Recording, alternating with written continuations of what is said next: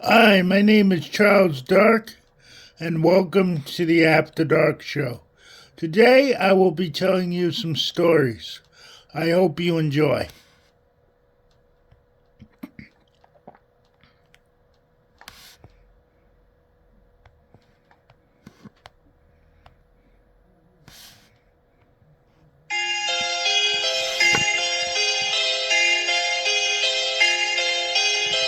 Hello, I'm R.L. Stine. Our classic Goosebumps story is called Stay Out of the Basement. Dr. Brewer is doing a little plant testing in his basement. Nothing to worry about. Harmless, he says.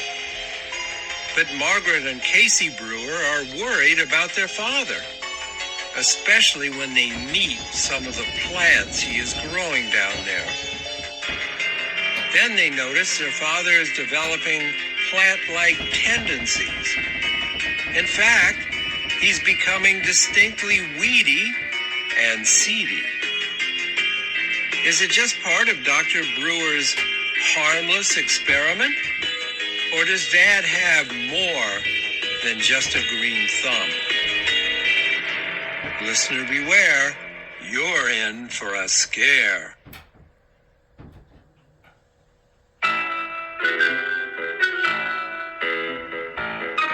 Scholastic Audio presents Stay Out of the Basement, a Goosebumps classic story by R.L. Stine.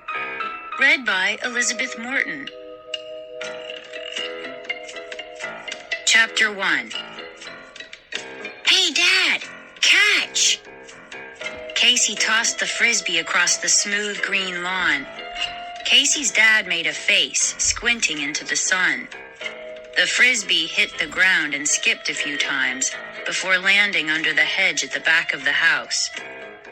Not today, I'm busy, Dr. Brewer said, and abruptly turned and loped into the house.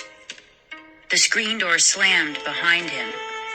Casey brushed his straight blonde hair back off his forehead. What's his problem? He called to Margaret, his sister, who had watched the whole scene from the side of the redwood garage. You know, Margaret said quietly. She wiped her hands on the legs of her jeans and held them both up, inviting a toss. I'll play frisbee with you for a little while, she said. Okay, Casey said without enthusiasm. He walked slowly over to retrieve the frisbee from under the hedge. Margaret moved closer. She felt sorry for Casey. He and their dad were really close, always playing ball or frisbee or video games together. But Dr. Brewer didn't seem to have time for that anymore. Jumping up to catch the frisbee, Margaret realized she felt sorry for herself, too. Dad hadn't been the same to her either. In fact, he spent so much time down in the basement, he barely said a word to her. He doesn't even call me Princess anymore, Margaret thought. It was a nickname she hated, but at least it was a nickname, a sign of closeness. She tossed the red frisbee back. A bad toss. Casey chased after it, but it sailed away from him. Margaret looked up to the golden hills beyond their backyard. California, she thought. It's so weird out here. Here it is, the middle of winter, and there isn't a cloud in the sky, and Casey and I are out in jeans and t-shirts as if it were the middle of summer. She made a diving catch for a wild toss, rolling over on the manicured lawn and raising the frisbee above her head triumphantly. Show off, Casey muttered, unimpressed. You're the hot dog in the family, Margaret called. Well, you're a dork. Hey, Casey, you want me to play with you or not? He shrugged. Everyone was so edgy these days, Margaret realized. It was easy to figure out why. She made a high toss. The frisbee sailed over Casey's head. You chase it, he cried angrily, putting his hands on his hips. No, you, she cried. You. Casey, you're 11 years old. Don't act like a 2-year-old, she snapped. Well, you act like a 1-year-old, was his reply as he grudgingly went after the Frisbee. It was all Dad's fault, Margaret realized. Things had been so tense ever since he started working at home. Down in the basement with his plants and weird machines, he hardly ever came up for air. And when he did, he wouldn't even catch a Frisbee, or spend 2 minutes with either of them. Mom has noticed it too, Margaret thought, running full out and making another grandstand catch just before colliding with the side of the garage. Having Dad home has made Mom really tense. She pretends everything is fine, but I can tell she's worried about him. "Lucky catch, fatso," Casey called. Margaret hated the name Fatso, even more than she hated Princess. People in her family jokingly called her Fatso because she was so thin, like her father. She also was tall like him, but she had her mother's straight brown hair, brown eyes, and dark coloring. "Don't call me that!" She heaved the red disc at him. He caught it at his knees and flipped it back to her. They tossed it back and forth without saying much for another 10 or 15 minutes. "I'm getting hot," Margaret said, shielding her eyes from the afternoon sun with her hand. "Let's go in." Casey tossed the Frisbee against the garage wall. It dropped onto the grass. He came trotting over to her. "Dad always plays longer," he said peevishly, "and he throws better. You throw like a girl." "Give me a break," Margaret groaned, giving him a playful shove as she jogged to the back door. "You throw like a chimpanzee." "How come Dad got fired?" he asked. She blinked and stopped running. The question had caught her by surprise. "Huh?" His pale, freckled face turned serious. Why?" he asked, obviously uncomfortable. She and Casey had never discussed this in the 4 weeks since Dad had been home, which was unusual since they were pretty close, being only a year apart. We came all the way out here so he could work at Polytech, right?" Casey asked. "Yeah, well, he got fired," Margaret said, half whispering in case their dad might be able to hear. "But why? Did he blow up the lab or something?" Casey grinned. The idea of their dad blowing up a huge campus science lab appealed to him. "No, he didn't blow anything up," Margaret said, tugging at a strand of dark hair. "Botanists work with plants, you know. They don't get much of a chance to blow things up." They both laughed. Casey followed her into the narrow strip of shade cast by the low ranch-style house. "I'm not sure exactly what happened," Margaret continued, still half whispering, "but I overheard Dad on the phone. I think he was talking to Mr. Martinez, his department head, remember? The quiet little man who came to dinner that night the barbecue grill caught fire?" Casey nodded. "Martinez fired Dad?" "Probably," Margaret whispered. "From what I overheard, it had something to do with the plants Dad was growing.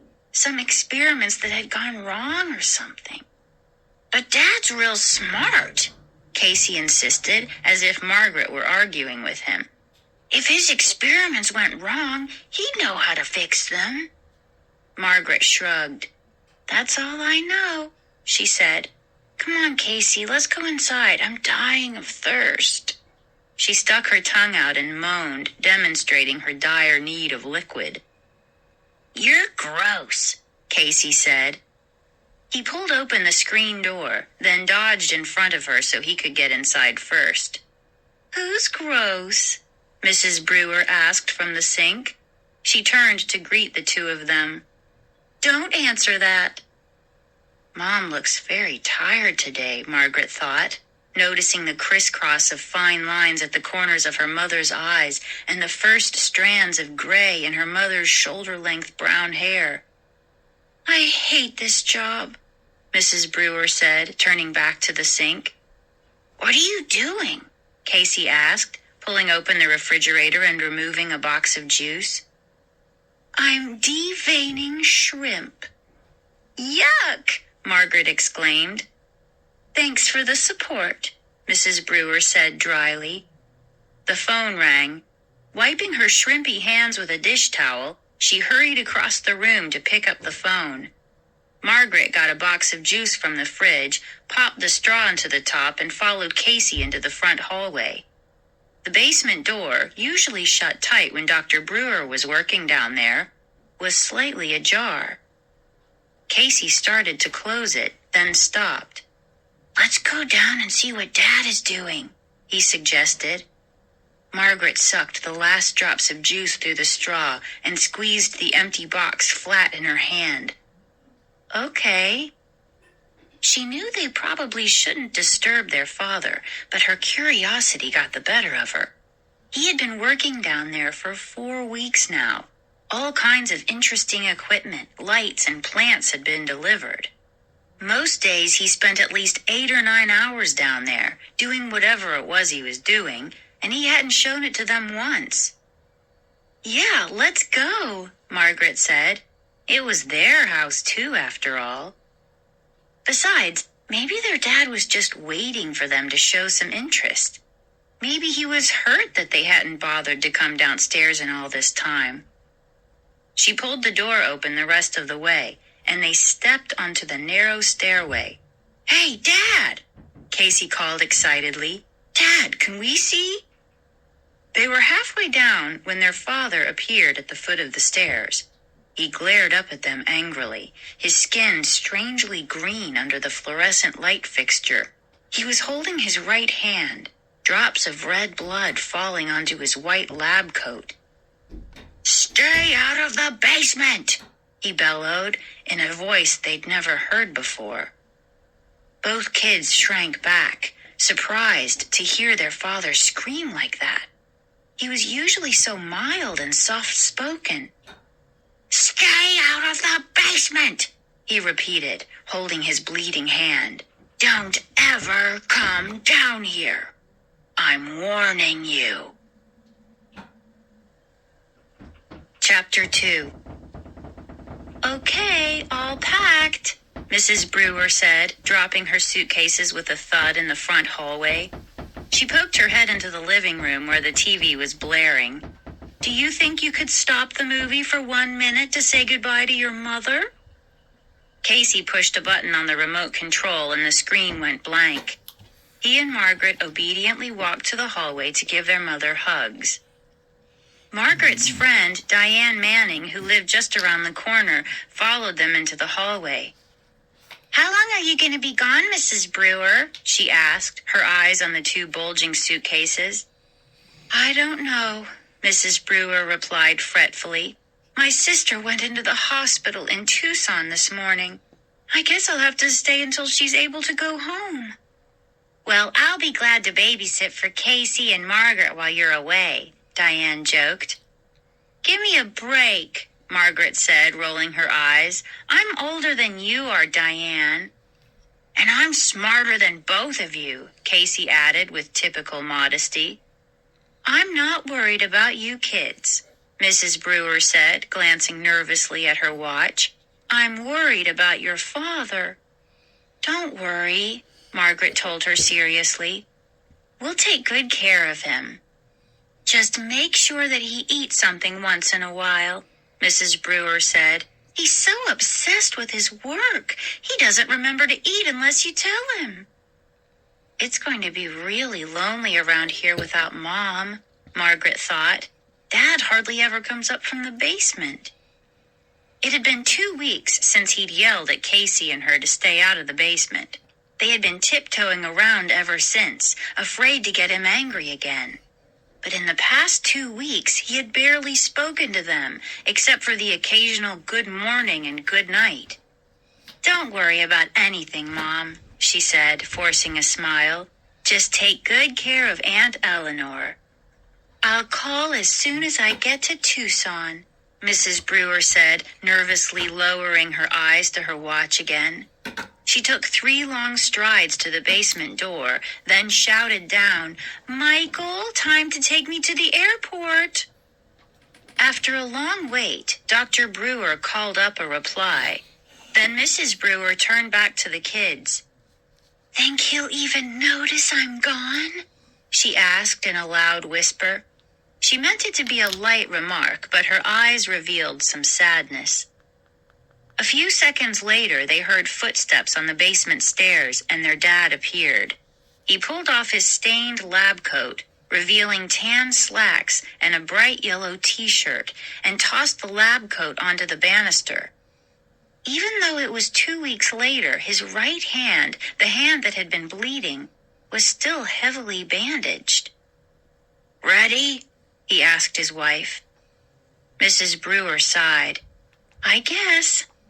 She gave Margaret and Casey a helpless look, then moved quickly to give them each one last hug. "Let's go then," Dr. Brewer said impatiently.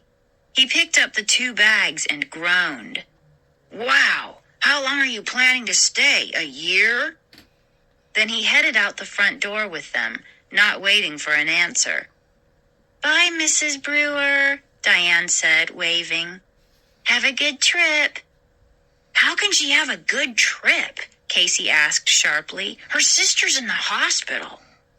"You know what I mean," Diane replied, tossing back her long red hair and rolling her eyes. They watched the station wagon roll down the driveway, then returned to the living room. Casey picked up the remote control and started the movie. Diane sprawled on the couch and picked up the bag of potato chips she'd been eating. "Who picked this movie?" Diane asked, crinkling the foil bag noisily. "I did," Casey said. "It's neat."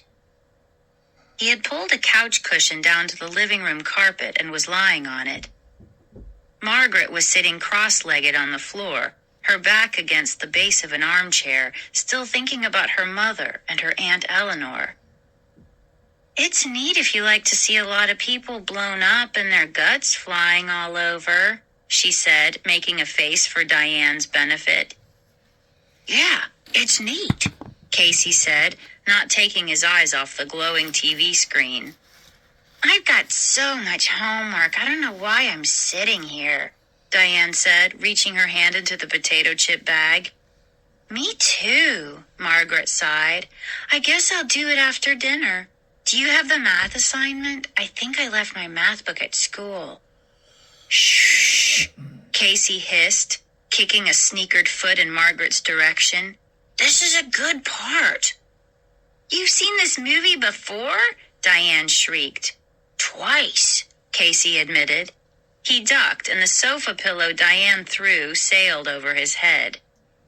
"It's a pretty afternoon," Margaret said, stretching her arms above her head. "Maybe we should go outside, ride our bikes or something." "You think you're still back in Michigan? It's always a pretty afternoon here," Diane said, chewing loudly. "I don't even notice it anymore." "Maybe we should do the math assignment together," Margaret suggested hopefully. Diane was much better in math than she was. Diane shrugged. "Yeah, maybe." She crinkled up the bag and set it on the floor. "Your dad looked kind of nervous, "Huh? What do you mean?" "Just nervous," Diane said. "How's he doing?" "Shh," Casey insisted, picking up the potato chip bag and tossing it at Diane. Being laid off and all." "I guess he's okay," Margaret said wistfully. "I don't know, really. He spends all his time down in the basement with his experiments." "Experiments? Hey, let's go take a look." Tossing her hair back behind her shoulders, Diane jumped up from the chrome and white leather couch. Diane was a science freak. Math and science, the 2 subjects Margaret hated.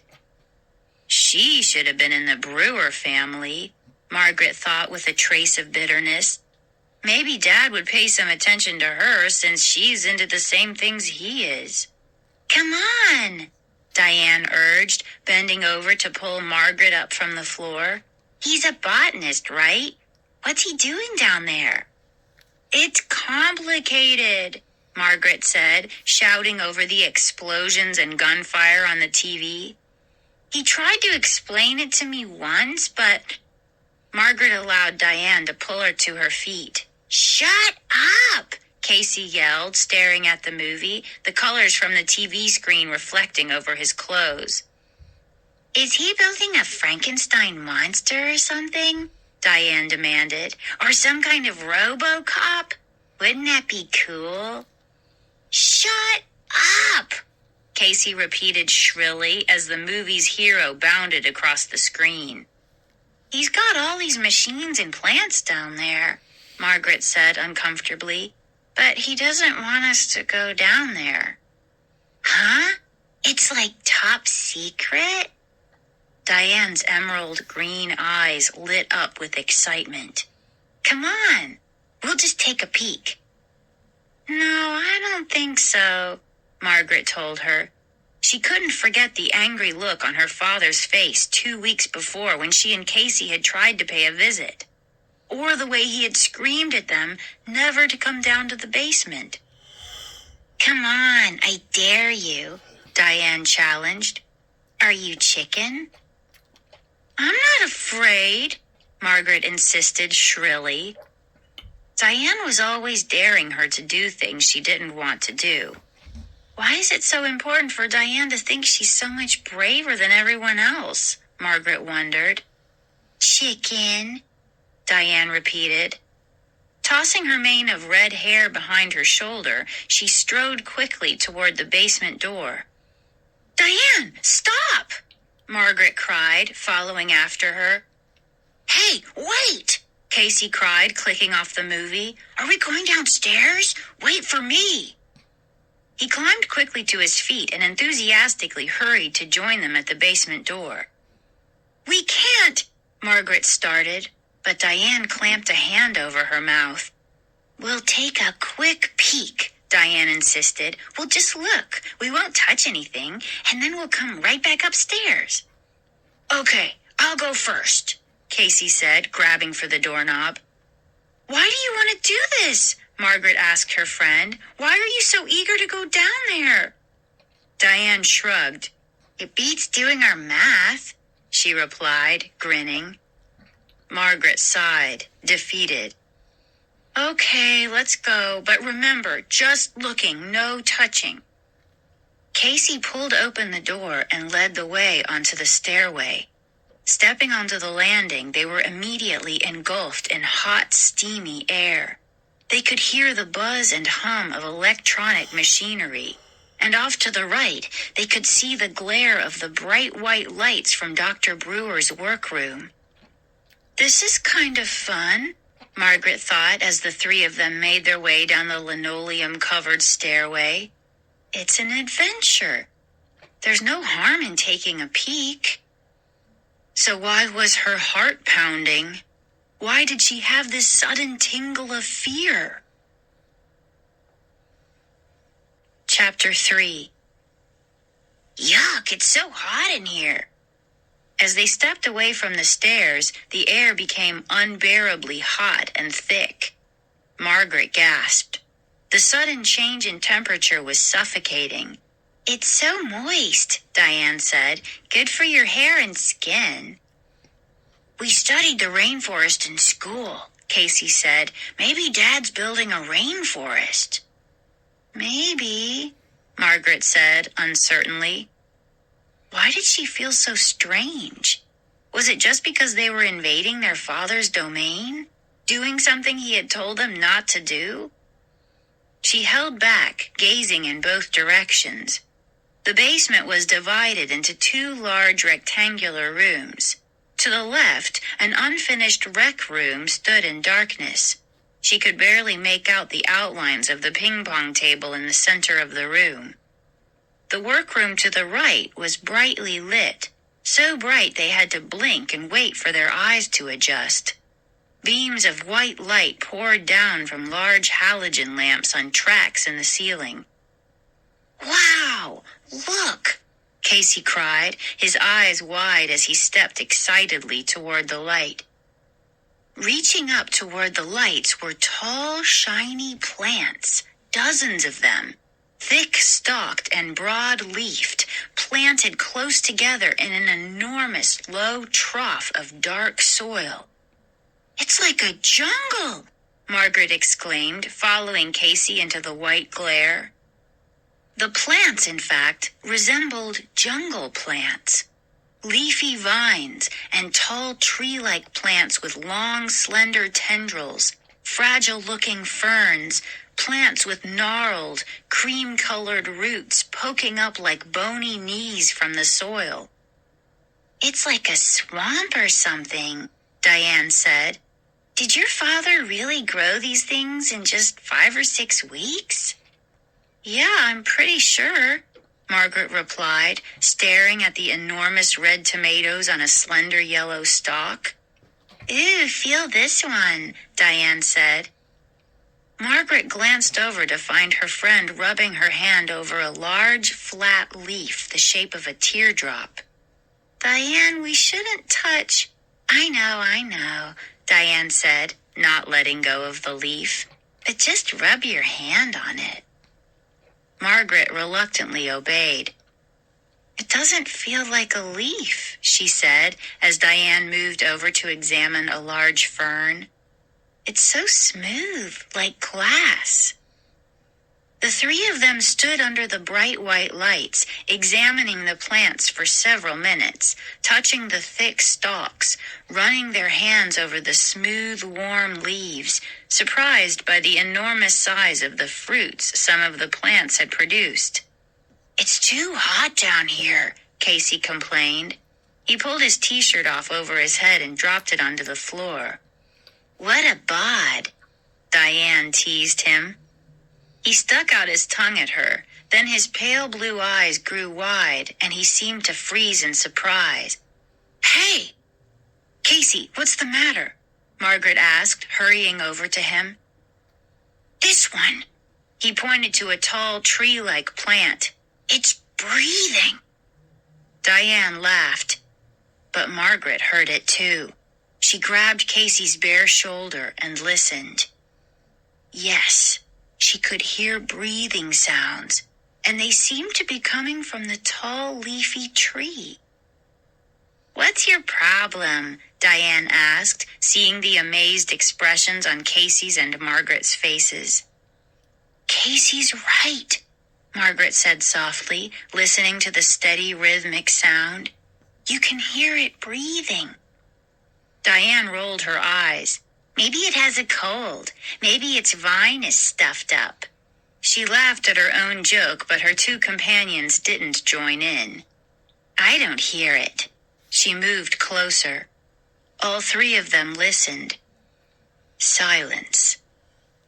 "It stopped," Margaret said. "Stop it, you two," Diane scolded. "You're not going to scare me." "No, really," Margaret protested. "Hey, look at this."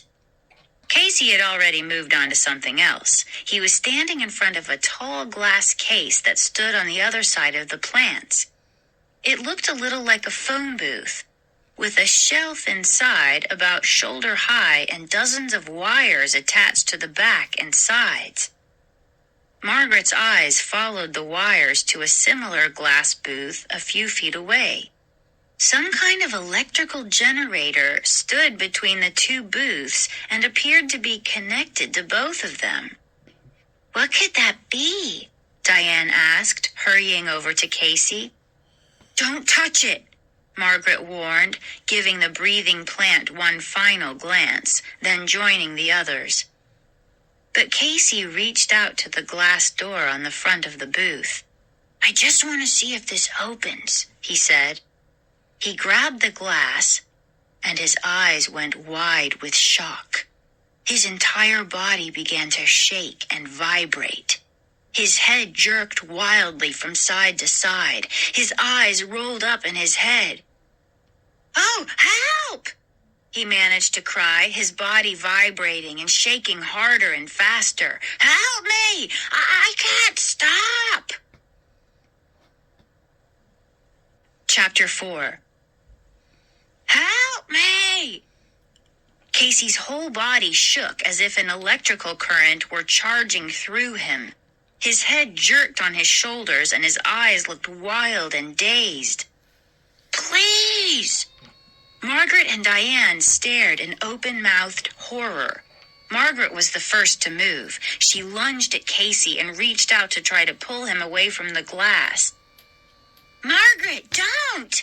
Diane screamed. Don't touch him! But we have to do something, Margaret cried. It took both girls a while to realize that Casey had stopped shaking and was laughing. Casey? Margaret asked, staring at him, her terrified expression fading to astonishment. He was leaning against the glass, his body still now, his mouth wrapped in a broad, mischievous grin. Gotcha, he declared, and then began to laugh even harder, pointing at them and repeating the phrase through his triumphant laughter. Gotcha! Gotcha! That wasn't funny, Margaret screamed. You were faking it? I don't believe it, Diane cried, her face as pale as the white lights above them, her lower lip trembling. Both girls leaped onto Casey and pushed him to the floor. Margaret sat on top of him while Diane held his shoulders down. Gotcha, gotcha, he continued, stopping only when Margaret tickled his stomach so hard he couldn't talk. You rat, Diane cried. You little rat. The free-for-all was brought to a sudden halt by a low moan from across the room. All three kids raised their heads and stared in the direction of the sound. The large basement was silent now, except for their heavy breathing. What was that? Diane whispered. They listened. Another low moan. A mournful sound, muffled, like air through a saxophone. The tendrils of a tree-like plant suddenly drooped, like snakes lowering themselves to the ground. Another low, sad moan. It's the plants, Casey said, his expression frightened now. He pushed his sister off him and climbed to his feet, brushing back his disheveled blonde hair as he stood up.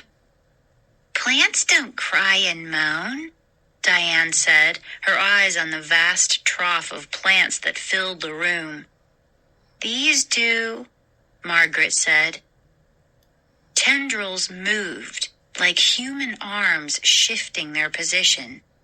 They could hear breathing again, slow, steady breathing. Then a sigh, like air escaping. Let's get out of here, Casey said, edging toward the stairs. It's definitely creepy down here, Diane said, following him, her eyes remaining on the shifting, moaning plants.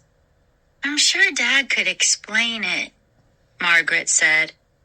Her words were calm, but her voice trembled, and she was backing out of the room, following Diane and Casey. Your dad is weird, Diane said, reaching the doorway. No, he isn't, Casey quickly insisted. He's doing important work here. A tall tree-like plant sighed and appeared to bend toward them, raising its tendrils as if beckoning to them, calling them back. Let's just get out of here, Margaret exclaimed. All three of them were out of breath by the time they ran up the stairs. Casey closed the door tightly, making sure it clicked shut. Weird, Diane repeated, playing nervously with a strand of her long red hair. Definitely weird. It was her word of the day. But Margaret had to admit it was appropriate. Well, Dad warned us not to go down there, Margaret said, struggling to catch her breath. I guess he knew it would look scary to us and we wouldn't understand. I'm getting out of here, Diane said, only half kidding. She stepped out of the screen door and turned back toward them. Want to go over the math later? Yeah, sure, Margaret said, still thinking about the moaning, shifting plants. Some of them had seemed to be reaching out to them, crying out to them. But of course that was impossible. Later, Diane said, and headed at a trot down the drive. Just as she disappeared, their father's dark blue station wagon turned the corner and started up the driveway. Back from the airport, Margaret said. She turned from the door back to Casey a few yards behind her in the hallway. Is the basement door closed? Yeah, Casey replied, looking again to make sure. No way, Dad will know He stopped. His mouth dropped open, but no sound came out. His face went pale. My T-shirt! Casey exclaimed, slapping his bare chest. I left it in the basement! Chapter 5. I've got to get it, Casey said. Otherwise Dad'll know. It's too late, Margaret interrupted, her eyes on the driveway. He's already pulled up the drive. It'll only take a second, Casey insisted, his hand on the basement doorknob. I'll run down and run right up. No! Margaret stood tensely in the center of the narrow hallway, halfway between the front door and the basement door, her eyes toward the front. He's parked. He's getting out of the car. But he'll know. He'll know, Casey cried, his voice high and whiny. So? Remember how mad he got last time? Casey asked. Of course I remember, Margaret replied. But he's not going to kill us, Casey, just because we took a peek at his plants. Margaret stopped. She moved closer to the screen door. Hey, wait. What's going on? Casey asked. Hurry. Margaret turned and gestured with both hands.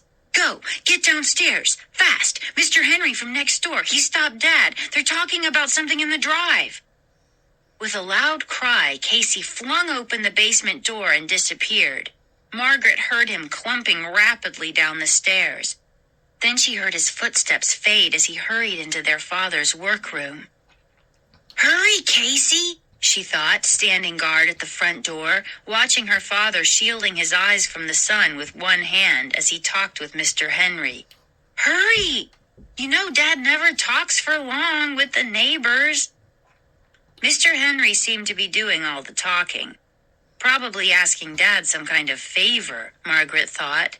Mr. Henry wasn't handy at all, not like Dr. Brewer.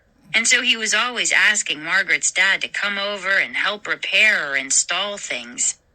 Her father was nodding now, a tight smile on his face.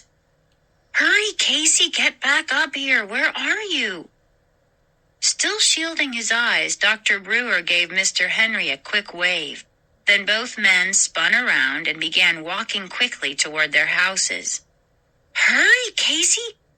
Casey, he's coming! Hurry! Margaret urged silently. It doesn't take this long to pick your T-shirt up from the floor and run up the stairs. It shouldn't take this long. Her dad was on the front walk now. He spotted her in the doorway and waved. Margaret returned the wave and looked back through the hallway to the basement door. Casey, where are you? She called aloud. No reply. No sound from the basement. No sound at all. Dr. Brewer had paused outside to inspect the rose bushes at the head of the front walk. Casey? Margaret called. Still no reply. Casey, hurry! Silence. Her father was crouching down, doing something to the soil beneath the rose bushes. With a feeling of dread weighing down her entire body, Margaret realized she had no choice. She had to go downstairs and see what was keeping Casey. Chapter 6. Casey ran down the steps, leaning on the metal banister so that he could jump down 2 steps at a time. He landed hard on the cement basement floor and darted into the bright white light of the plant room. Stopping at the entranceway, he waited for his eyes to adjust to the brighter-than-day light. He took a deep breath, inhaling the steamy air, and held it. It was so hot down there, so sticky. His back began to itch. The back of his neck tingled. The jungle of plants stood as if at attention under the bright white lights. He saw his t-shirt, lying crumpled on the floor a few feet from a tall leafy tree. The tree seemed to lean toward the t-shirt, its long tendrils hanging down, loosely coiled on the soil around its trunk. Casey took a timid step into the room. Why am I so afraid? He wondered. It's just a room filled with strange plants. Why do I have the feeling that they're watching me, waiting for me? He scolded himself for being so afraid and took a few more steps toward the crumpled t-shirt on the floor. Hey, wait. The breathing. There it was again. Steady breathing. Not too loud, not too soft either. Who could be breathing? What could be breathing? Was it the big tree? Casey stared at the shirt on the floor, so near. What was keeping him from grabbing it and running back upstairs? What was holding him back? He took a step forward, then another. Was the breathing growing louder? He jumped, startled by a sudden low moan from the big supply closet against the wall. It sounded so human, as if someone were in there moaning in pain. Casey, where are you? Margaret's voice sounded so far away, even though she was just at the head of the stairs. Okay, so far, he called back to her, but his voice came out in a whisper. She probably couldn't hear him. He took another step. Another. The shirt was about 3 yards away. A quick dash, a quick dive, and he'd have it. Another low moan from the supply closet. A plant seemed to sigh. A tall fern suddenly dipped down, shifting its leaves. Casey? He could hear his sister from upstairs sounding very worried.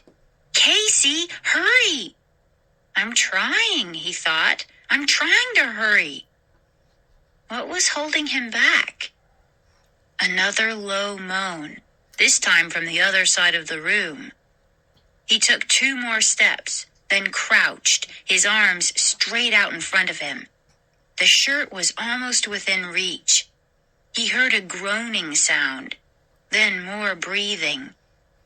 He raised his eyes to the tall tree.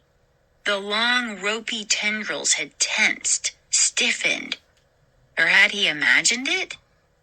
No, they had been drooping loosely. Now they were taut, ready. Ready to grab him? Casey, hurry! Margaret called, sounding even farther away. He didn't answer. He was concentrating on the shirt. Just a few feet away. Just a few feet. Just a foot. The plant groaned again. Casey? Casey! The leaves quivered all the way up the trunk. Just a foot away, almost in reach. Casey, are you okay? Answer me! He grabbed the shirt. 2 snake-like tendrils swung out at him. Huh? He cried out, paralyzed with fear. What's happening? The tendrils wrapped themselves around his waist. Let go! He cried, holding the t-shirt tightly in one hand, grabbing at the tendrils with the other. The tendrils hung on and gently tightened around him. Margaret? Casey tried calling, but no sound came out of his mouth. Margaret? He jerked violently, then pulled straight ahead. The tendrils held on. They didn't squeeze him. They weren't trying to strangle him or pull him back. But they didn't let go. They felt warm and wet against his bare skin, like animal arms, not like a plant. "Help!" He again tried to shout. He pulled once more, leaning forward, using all his strength. No good. He ducked low, hit the floor, tried to roll away. The tendrils hung on. The plant uttered a loud sigh. "Let go!" Casey cried, finally finding his voice. And then suddenly Margaret was standing beside him. He hadn't heard her come down the stairs. He hadn't seen her enter the room. "Casey!" she cried. "What's—" Her mouth dropped open and her eyes grew wide. "It won't let go," he told her. "No!" she screamed and grabbed one of the tendrils with both hands and tugged with all her strength. The tendril resisted for only a moment, then went slack. Casey uttered a joyful cry and spun away from the remaining tendril. Margaret dropped the tendril and grabbed Casey's hand and began running toward the stairs. "Oh!" They both stopped short at the bottom of the stairway. Standing at the top was their father, glaring down at them, his hands balled into tight fists at his sides, his face rigid with anger. Chapter 7. "Dad, the plants!" Margaret cried. He stared down at them, his eyes cold and angry, unblinking. He was silent. "One grabbed Casey," Margaret told him. "I just went down to get my shirt," Casey said, his voice trembling. They stared up at him expectantly, waiting for him to move, to unball his fists, to relax his hard expression, to speak. But he glared down at them for the longest time. Finally, he said, "You're okay?" "Yeah," they said in unison, both of them nodding. Margaret realized she was still holding Casey's hand. She let go of it and reached for the banister. "I'm very disappointed in you both," Dr. Brewer said in a low, flat voice, cool but not angry. "Sorry," Margaret said. "We knew we shouldn't." "We didn't touch anything, really," Casey exclaimed. "Very disappointed," their father repeated. "Sorry, Dad." Dr. Brewer motioned for them to come upstairs. Then he stepped into the hallway. "I thought he was going to yell at us," Casey whispered to Margaret as he followed her up the steps. "That's not Dad's style," Margaret whispered back. "He sure yelled at us the last time we started into the basement," Casey replied. They followed their father into the kitchen. He motioned for them to sit down at the white formica table, then dropped into a chair across from them. His eyes went from one to the other, as if studying them, as if seeing them for the first time. His expression was totally flat, almost robot-like, revealing no emotion at all. "Dad, what's with those plants?" Casey asked. "What do you mean?" Dr. Brewer asked. "They're so weird," Casey said. "I'll explain them to you someday," Dr. Brewer said flatly, still staring at the two of them. "It looks very interesting," Margaret said, struggling to say the right thing. Was their dad trying to make them feel uncomfortable? She wondered. If so, he was doing a good job of it. This wasn't like him. Not at all.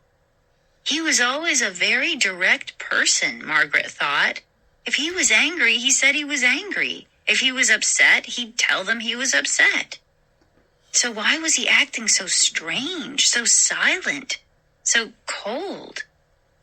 "I asked you not to go in the basement," he said quietly, crossing his legs and leaning back so that the kitchen chair tilted back. "I thought I made it clear." Margaret and Casey glanced at each other. Finally, Margaret said, "We won't do it again." "But can't you take us down there and tell us what you're doing?" Casey asked. He still hadn't put the t-shirt on. He was holding it in a ball between his hands on the kitchen table. "Yeah, we'd really like to understand it," Margaret added enthusiastically. "Someday," their father said. He returned the chair to all four legs and then stood up. "We'll do it soon, okay?" He raised his arms above his head and stretched. "I've got to get back to work." He disappeared into the front hallway. Casey raised his eyes to Margaret and shrugged. Their father reappeared, carrying the lab coat he had tossed over the front banister. "Mom took off okay?" Margaret asked. He nodded. "I guess." He pulled on the lab coat over his head. "I hope Aunt Eleanor is okay," Margaret said. Dr. Brewer's reply was muffled as he adjusted the lab coat and straightened the collar. "Later," he said. He disappeared into the hallway. They heard him shut the basement door behind him. "I guess he's not going to ground us or anything for going down there," Margaret said, leaning against the table and resting her chin in her hands. "I guess," Casey said. "He sure is acting weird." "Maybe he's upset because Mom is gone," Margaret said. She sat up and gave Casey a push. "Come on, get up. I've got work to do." "I can't believe that plant grabbed me," Casey said thoughtfully, not budging. "You don't have to push," Casey griped, but he climbed to his feet and stepped out of Margaret's way. "I'm going to have bad dreams tonight," he said glumly. "Just don't think about the basement," Margaret advised. That's really lame advice, she told herself. But what else could she say? She went up to her room, thinking about how she missed her mother already.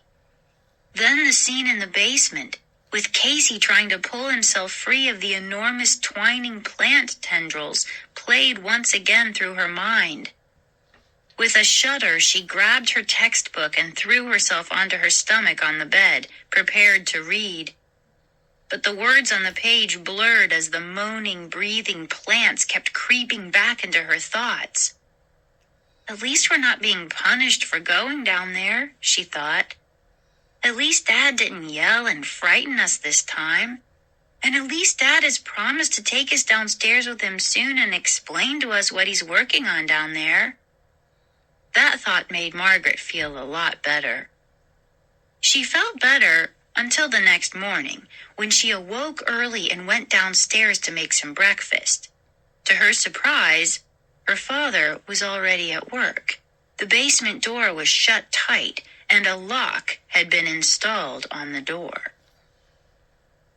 The next Saturday afternoon, Margaret was up in her room, lying on top of the bed, talking to her mom on the phone.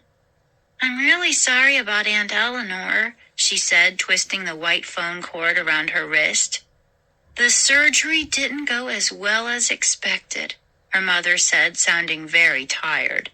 "The doctors say she may have to have more surgery, but they have to build up her strength first." "I guess this means you won't be coming home real soon," Margaret said sadly. Mrs. Brewer laughed.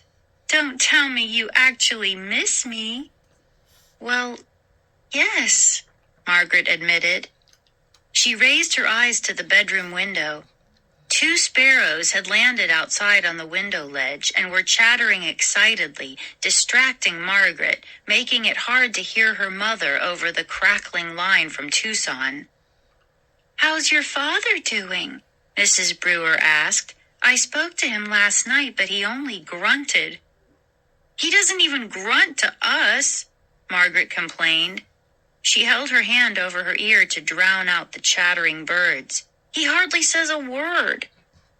"He's working really hard," Mrs. Brewer replied.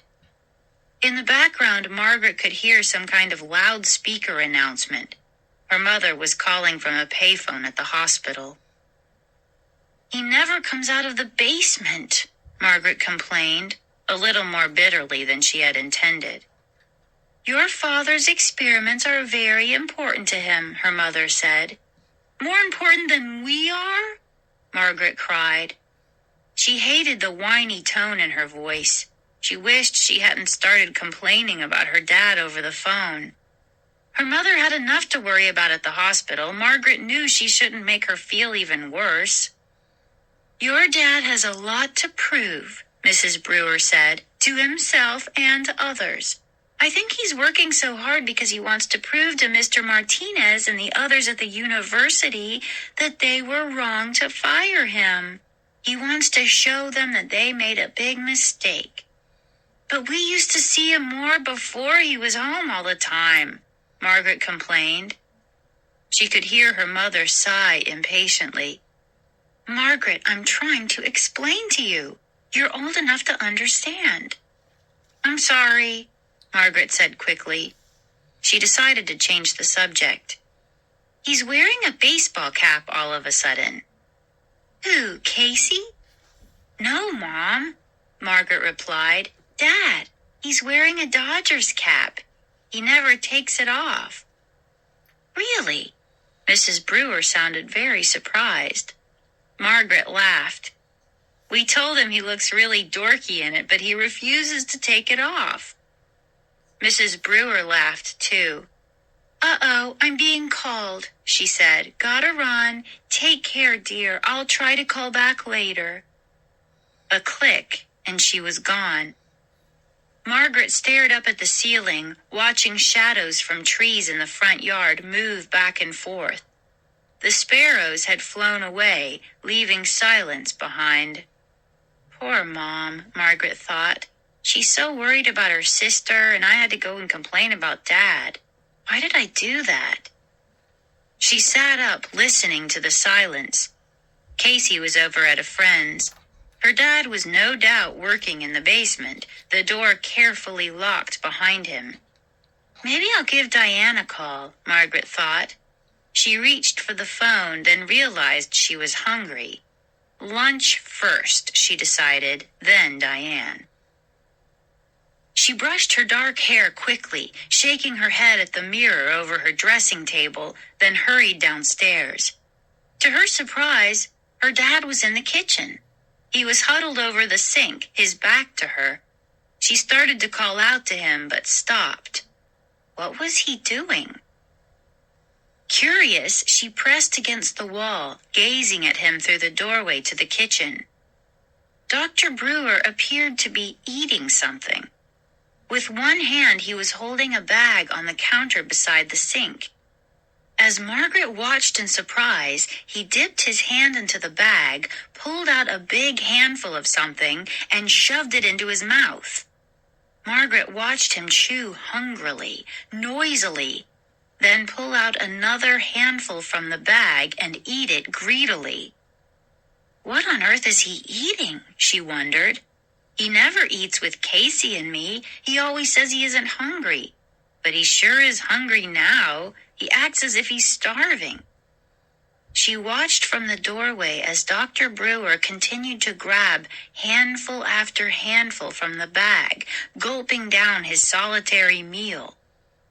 After a while, he crinkled up the bag and tossed it into the trash can under the sink. Then he wiped his hands off on the sides of his white lab coat. Margaret quickly backed away from the door, tiptoed through the hall, and ducked into the living room. She held her breath as her father came into the hall, clearing his throat loudly. The basement door closed behind him. She heard him carefully lock it. When she was sure that he had gone downstairs, Margaret walked eagerly into the kitchen. She had to know what her father had been eating so greedily, so hungrily. She pulled open the sink cabinet, reached into the trash, and pulled out the crinkled-up bag. Then she gasped aloud as her eyes ran over the label. Her father, she saw, had been devouring plant food. Chapter 8. Margaret swallowed hard. Her mouth felt dry as cotton. She suddenly realized she was squeezing the side of the counter so tightly her hand ached. Forcing herself to loosen her grip, she stared down at the half-empty plant food bag, which she had dropped onto the floor. She felt sick. She couldn't get the disgusting picture out of her mind. How could her dad eat mud? He didn't just eat it, she realized. He shoveled it into his mouth and gulped it down, as if he liked it, as if he needed it. Eating the plant food had to be part of his experiments, Margaret told herself. But what kind of experiments? What was he trying to prove with those strange plants he was growing? The stuff inside the bag smelled sour, like fertilizer. Margaret took a deep breath and held it. She suddenly felt sick to her stomach. Staring at the bag, she couldn't help but imagine what the disgusting muck inside must taste like. Oh, she nearly gagged. How could her own father shove this horrid stuff into his mouth? Still holding her breath, she grabbed the nearly empty bag, wadded it up, and tossed it back into the trash. She started to turn away from the counter when a hand grabbed her shoulder. Margaret uttered a silent cry and spun around. "Casey!" "I'm home," he said, grinning at her. "What's for lunch?" Later, after making him a peanut butter sandwich, she told Casey what she had seen. Casey laughed. "It isn't funny," she said crossly. "Our own dad was eating dirt." Casey laughed again. For some reason, it struck him as funny. Margaret punched him hard on the shoulder, so hard that he dropped his sandwich. "Sorry," she said quickly, "but I don't see what you're laughing at. It's sick. There's something wrong with Dad, something really wrong." "Maybe he just had a craving for plant food," Casey cracked, still not taking her seriously. "You know, like you get a craving for those honey-roasted peanuts." "That's different," Margaret snapped. "Eating dirt is disgusting. Why won't you admit it?" But before Casey could reply, Margaret continued, letting all of her unhappiness out at once. "Don't you see, Dad has changed a lot. Even since Mom has been gone. He spends even more time in the basement." "That's because Mom isn't around," Casey interrupted. "And he's so quiet all the time and so cold to us," Margaret continued, ignoring him. "He hardly says a word to us. He used to kid around all the time and ask us about our homework. He never says a human word. He never calls me princess or fatso the way he used to. He never—" "You hate those names, fatso," Casey said, giggling with a mouthful of peanut butter. "I know," Margaret said impatiently. "That's just an example." "So what are you trying to say?" Casey asked. "That Dad is out of his tree? That he's gone totally bananas?" I don't know," Margaret answered in frustration. Watching him gulp down that disgusting plant food, I had this horrible thought that he's turning into a plant. Casey jumped up, causing his chair to scrape back across the floor. He began staggering around the kitchen, zombie-like, his eyes closed, his arms stretched out stiffly in front of him. "I am the incredible plant man," he declared, trying to make his voice sound bold and deep. "Not funny," Margaret insisted, crossing her arms over her chest, refusing to be amused. "Plant man versus weed woman," Casey declared, staggering toward Margaret. "Not funny," she repeated. He bumped into the counter, banging his knee. "Ow!" "Serves you right," Margaret said. "Plant man kills," he cried, and rushed at her. He ran right into her, using his head as a battering ram against her shoulder. "Casey, will you stop it?" she screamed. "Give me a break." Okay. He backed off. "If you'll do me one favor." "What favor?" Margaret asked, rolling her eyes. "Make me another sandwich." Monday afternoon after school, Margaret, Casey, and Diane were tossing a frisbee back and forth in Diane's backyard. It was a warm, breezy day, the sky dotted with small, puffy white clouds. Diane tossed the disc high. It sailed over Casey's head into the row of fragrant lemon trees that stretched from behind the clapboard garage. Casey went running after it and tripped over an in-ground sprinkler that poked up just an inch above the lawn. Both girls laughed.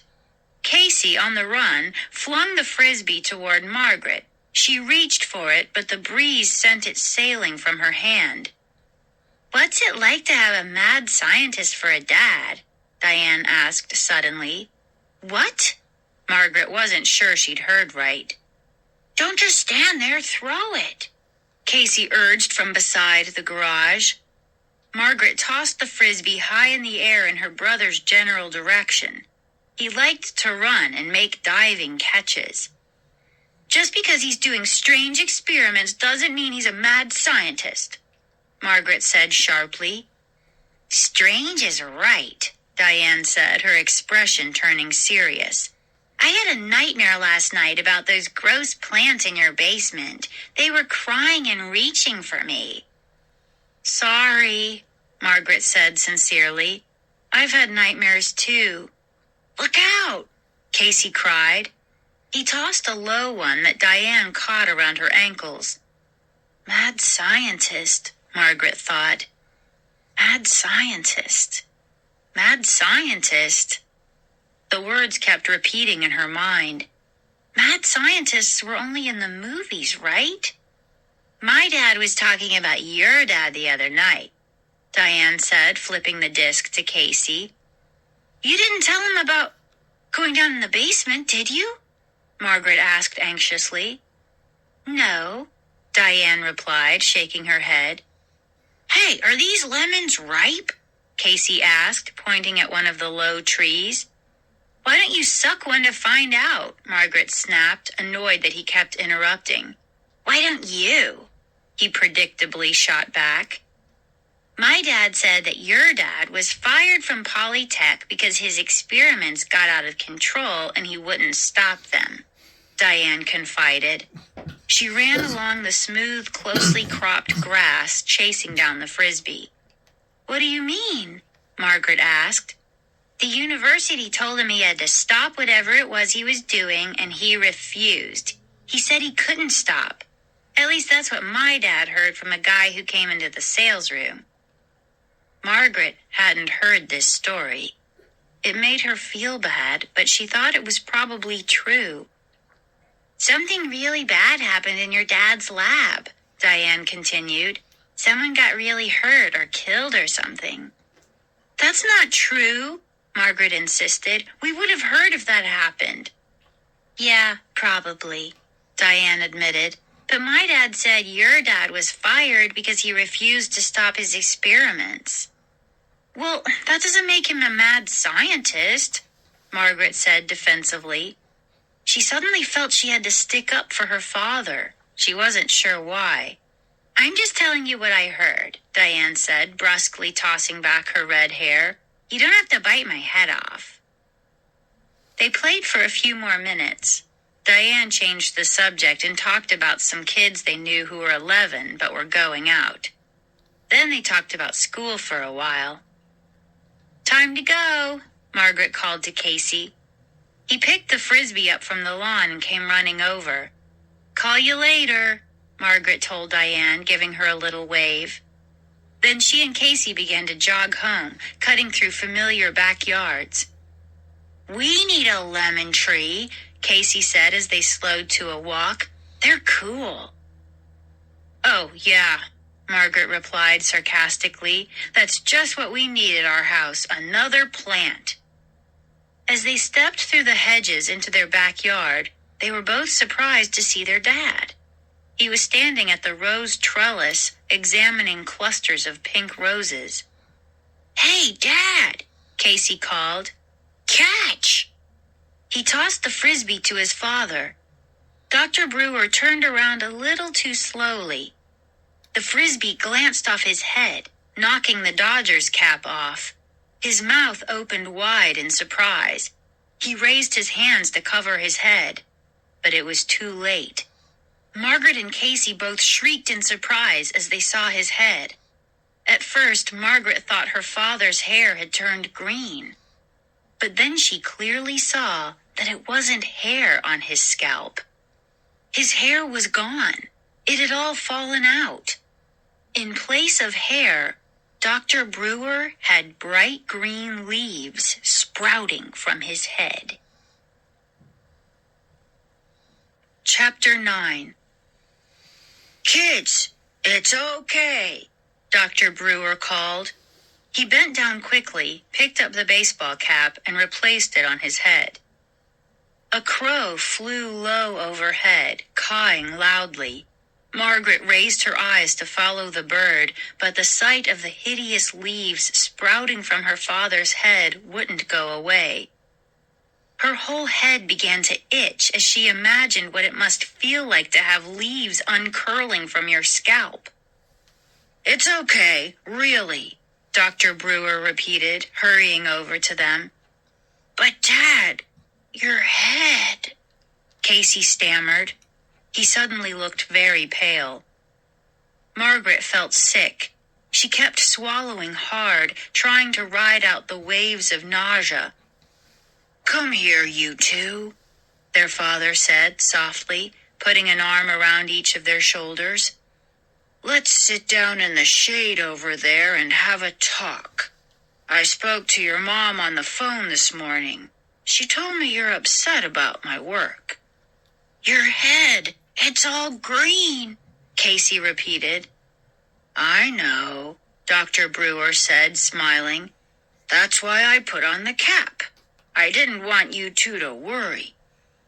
He led them to the shade of the tall hedges that ran along the garage, and they sat down on the grass. "I guess you think your dad has gotten pretty weird, huh?" He stared into Margaret's eyes. Feeling uncomfortable, she looked away. Cawing frantically, the crow flew over again, heading in the other direction. "Margaret, you haven't said a word," her father said, squeezing her hand tenderly between his. "What's wrong? What do you want to say to me?" Margaret sighed and still avoided her father's glance. "Come on, tell us. Why do you have leaves growing out of your head?" she asked bluntly. "It's a side effect," he told her, continuing to hold her hand. "It's only temporary. It'll go away soon, and my hair will grow back." "But how did it happen?" Casey asked, staring at his father's Dodger's cap. A few green leaves poked out from under the brim.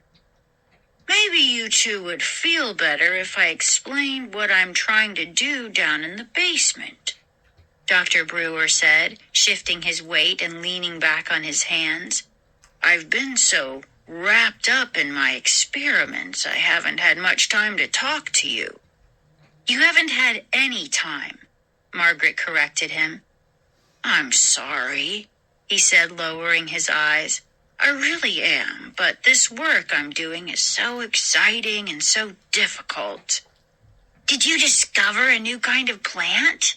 Casey asked, crossing his legs beneath him. "No, I'm trying to build a new kind of plant," Dr. Brewer explained. "Huh?" Casey exclaimed. "Have you ever talked about DNA in school?" their father asked. They shook their heads. "Well, it's pretty complicated," he continued. Dr. Brewer thought for a moment. "Let me try and put it in simple terms," he said, fiddling with the bandage around his hand. "Let's say we took a person who had a very high IQ, real brain power." "Like me," Casey interrupted. "Casey, shut up," Margaret said edgily. A real brain, like Casey, Dr. Brewer said agreeably.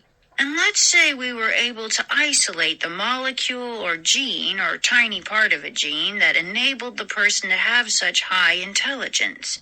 And then let's say we were able to transmit it into other brains. And then this brain power could be passed along from generation to generation, and lots of people would have high IQs. Do you understand? He looked first at Casey, then at Margaret. Yeah, kind of, Margaret said. You take a good quality from one person and put it into other people, and then they have the good quality too, and they pass it on to their children and on and on. Very good, Dr. Brewer said, smiling for the first time in weeks. That's what a lot of botanists do with plants. They try to take the fruit-bearing building block from one plant and put it into another. Create a new plant that will bear 5 times as much fruit or 5 times as much grain or vegetables. And that's what you're doing? Casey asked. Not exactly, their father said, lowering his voice. I'm doing something a little more unusual. I really don't want to go into detail now, but I'll tell you that what I'm trying to do is build a kind of plant that has never existed and could never exist. I'm trying to build a plant that's part animal. Casey and Margaret stared at their father in surprise. Margaret was the first to speak. You mean you're taking cells from an animal and putting them into a plant? He nodded. I really don't want to say more. You two understand why this must be kept secret. He turned his eyes on Margaret, then Casey, studying their reactions. How do you do it? Margaret asked, thinking hard about everything he had just told them. How do you get these cells from the animals to the plant? I'm trying to do it by breaking them down electronically, he answered. I have 2 glass booths connected by a powerful electron generator. You may have seen them when you were snooping around down there. He made a sour face. Yeah, they look like phone booths, Casey said. One booth is a sender and one is a receiver, he explained. I'm trying to send the right DNA, the right building blocks, from one booth to the other. It's very delicate work. And have you done it? Margaret asked. I've come very close, Dr. Brewer said, a pleased smile crossing his face. The smile lasted only a few seconds. Then, his expression thoughtful, he abruptly climbed to his feet. Gotta get back to work, he said quietly. See you two later. He started walking across the lawn, taking long strides. But Dad, Margaret called after him. She and Casey climbed to their feet too. Your head, the leaves, you didn't explain it, she said as she and her brother hurried to catch up to him. Dr. Brewer shrugged. Nothing to explain, he said curtly, just a side effect. He adjusted his Dodgers cap. Don't worry about it. It's only temporary. Just a side effect. Then he hurried into the house. Casey seemed really pleased by their dad's explanation of what was going on in the basement. Dad's doing really important work, he said with unusual seriousness. But as Margaret made her way into the house, she found herself troubled by what her dad had said, and even more troubled by what he hadn't said. Margaret closed the door to her room and lay down on the bed to think about things. Her father hadn't really explained the leaves growing on his head. Just a side effect didn't explain much at all. A side effect from what? What actually caused it? What made his hair fall out? When would his hair grow back? It was obvious that he hadn't wanted to discuss it with them. He had certainly hurried back to his basement after telling them it was just a side effect. A side effect. It made Margaret feel sick every time she thought about it. What must it feel like? Green leaves pushing up from your pores, uncurling against your head. Yuck! Thinking about it made her itch all over. She knew she'd have hideous dreams tonight. She grabbed her pillow and hugged it over her stomach, wrapping her arms tightly around it. There are lots of other questions Casey and I should have asked, she decided. Like, why were the plants moaning down there? Why did some of them sound like they were breathing? Why did that plant grab Casey? What animal is Dad using? Lots of questions. Not to mention the one Margaret wanted to ask most of all. Why were you gulping down that disgusting plant food? But she couldn't ask that one. She couldn't let her dad know she'd been spying on him. She and Casey hadn't really asked any of the questions they'd wanted answered. They were just so pleased that their father had decided to sit down and talk with them, even for a few minutes. His explanation was really interesting, as far as it went, Margaret decided, and it was good to know that he was close to doing something truly amazing, something that would make him really famous. But what about the rest of it? A frightening thought entered her mind. Could he have been lying to them? No, she quickly decided. No, Dad wouldn't lie to us. There are just some questions he hasn't answered yet. She was still thinking about all of these questions late that night. After dinner, after talking to Diane on the phone for an hour, after homework, after watching a little TV, after going to bed. And she was puzzling over them. When she heard her father's soft footsteps coming up the carpeted stairs, she sat up in bed. A soft breeze fluttered the curtains across the room. She listened to her father's footsteps pass her room, heard him go into the bathroom, heard the water begin to run into the sink. I've got to ask him, she decided. Glancing at the clock, she saw that it was 2:30 in the morning. But she realized she was wide awake. I've got to ask him about the plant food. Otherwise it will drive me crazy. I'll think about it and think about it and think about it. Every time I see him, I'll picture him standing over the sink, shoving handful after handful into his mouth. There's got to be a simple explanation, she told herself, climbing out of bed. There's got to be a logical explanation. And I have to know it. She padded softly down the hall, a sliver of light escaping through the bathroom door, which was slightly ajar. Water still ran into the sink. She heard him cough, then heard him adjust the water. I have to know the answer, she thought. I'll just ask him point blank. She stepped into the narrow triangle of light and peered into the bathroom. He was standing at the sink, leaning over it, his chest bare, his shirt tossed behind him on the floor. He had put the baseball cap on the closed toilet lid, and the leaves covering his head shone brightly under the bathroom light. Margaret held her breath. The leaves were so green, so thick. He didn't notice her. He was concentrating on the bandage on his hand. Using a small scissors, he cut the bandage, then pulled it off. The hand was still bleeding, Margaret saw. Or was it? What was that dripping from the cut on her father's hand?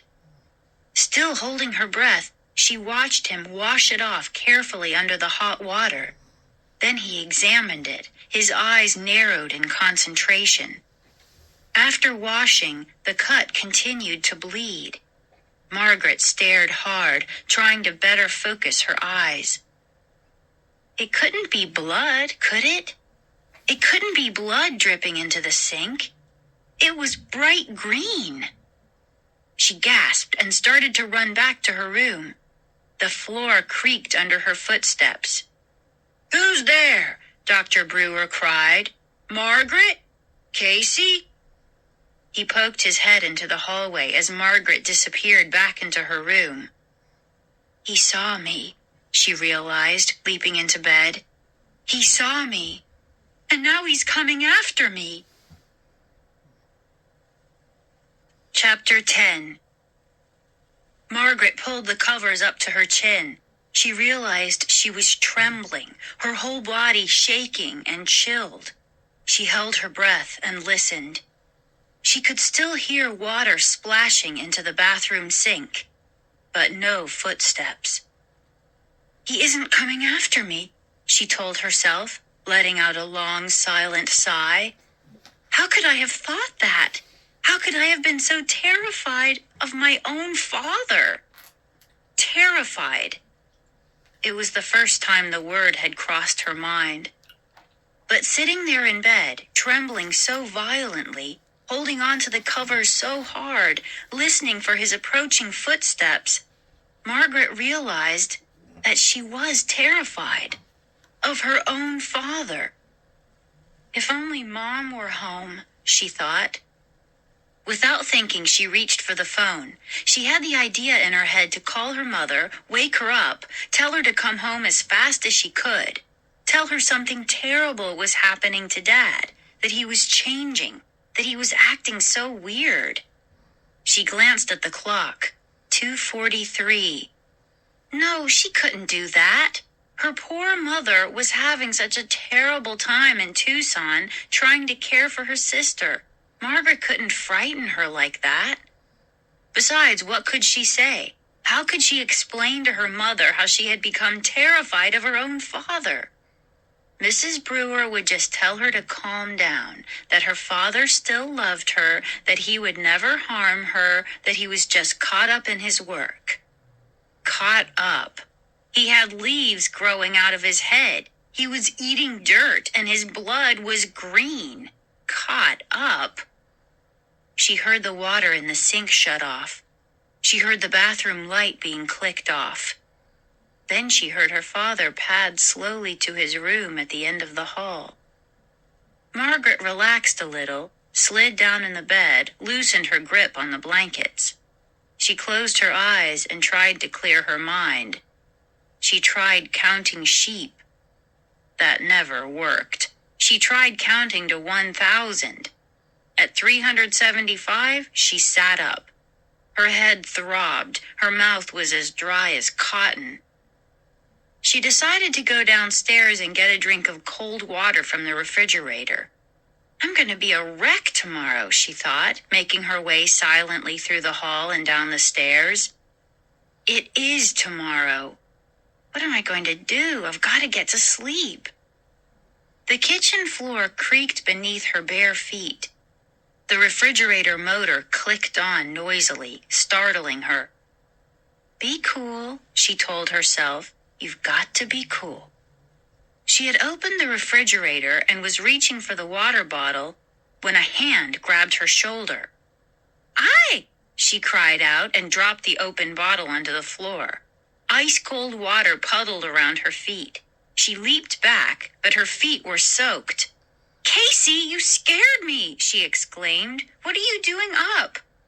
"What are you doing up?" he replied, half asleep, his blonde hair matted against his forehead. "I couldn't sleep. Help me mop up this water." "I didn't spill it," he said, backing away. "You mop it up." "You made me spill it," Margaret declared shrilly. She grabbed a roll of paper towels off the counter and handed him a wad of them. "Come on, hurry." They both got down on their knees and by the light from the refrigerator began mopping up the cold water. "I just keep thinking about things," Casey said, tossing a soaking wad of paper towel onto the counter. "That's why I can't sleep." "Me too," Margaret said, frowning.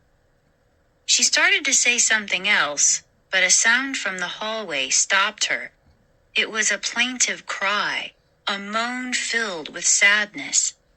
Margaret gasped and stopped dabbing at the water. What was that? Casey's eyes filled with fear. They heard it again. Such a sad sound, like a plea, a mournful plea. It's coming from the basement, Margaret said. Do you think it's a plant? Casey asked very quietly. Do you think it's one of Dad's plants? Margaret didn't answer. She crouched on her knees, not moving, just listening. Another moan, softer this time, but just as mournful. I don't think Dad told us the truth, she told Casey, staring into his eyes. He looked pale and frightened in the dim refrigerator light. I don't think a tomato plant would make a sound like that. Margaret climbed to her feet, collected the wet clumps of paper towel, and deposited them in the trash can under the sink. Then she closed the refrigerator door, covering the room in darkness. Her hand on Casey's shoulder, she guided him out of the kitchen and through the hall. They stopped at the basement door and listened. Silence now. Casey tried the door. It was locked. Another low moan, sounding very nearby now. It's so human, Casey whispered. Margaret shuddered. What was going on down in the basement? What was really going on? She led the way up the stairs and waited at her doorway until Casey was safely in his room.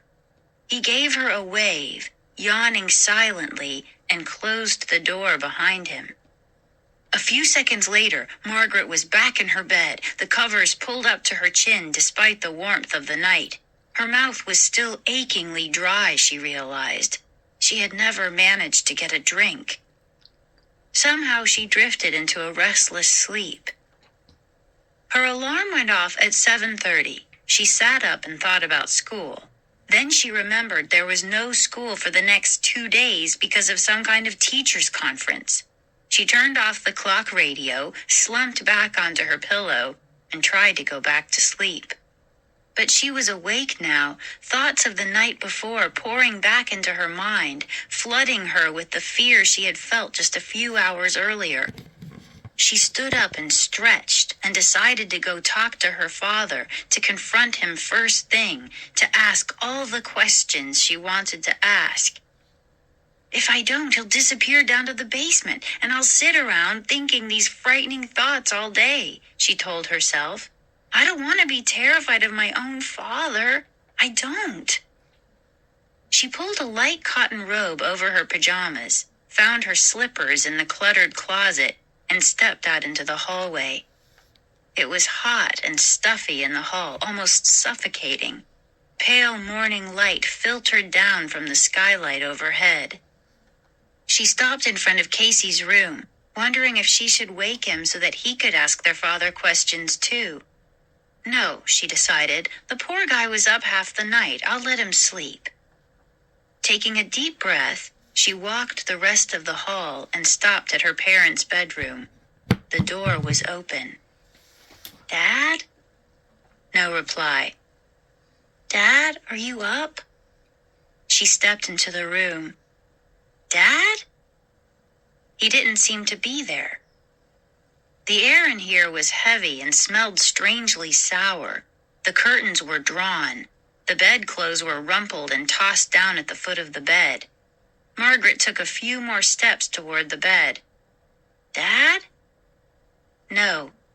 She had missed him. He was probably already locked in his basement workroom, she realized unhappily. He must have gotten up very early and... What was that in the bed? Margaret clicked on a dresser lamp and stepped up beside the bed. Oh no, she cried, raising her hands to her face in horror. The bed sheet was covered with a thick layer of dirt. Clumps of dirt. Margaret stared down at it, not breathing, not moving. The dirt was black and appeared to be moist, and the dirt was moving. Moving?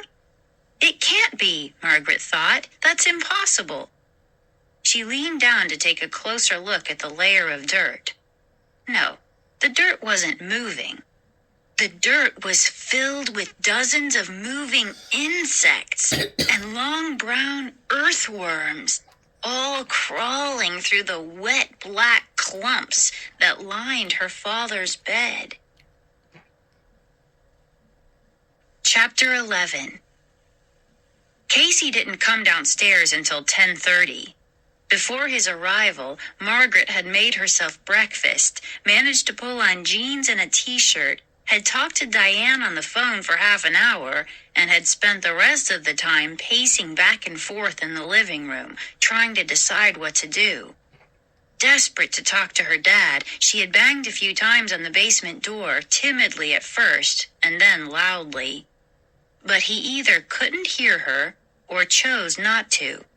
He didn't respond.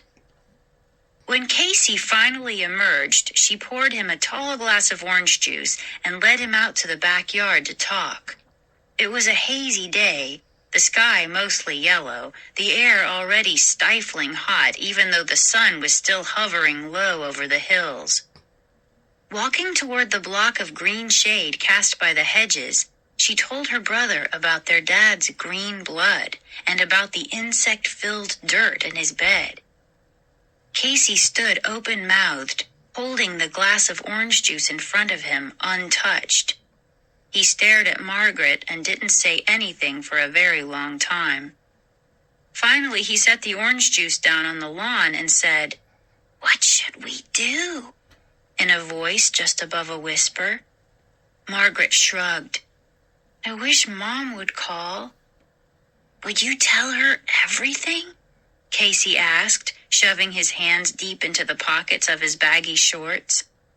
"I guess," Margaret said.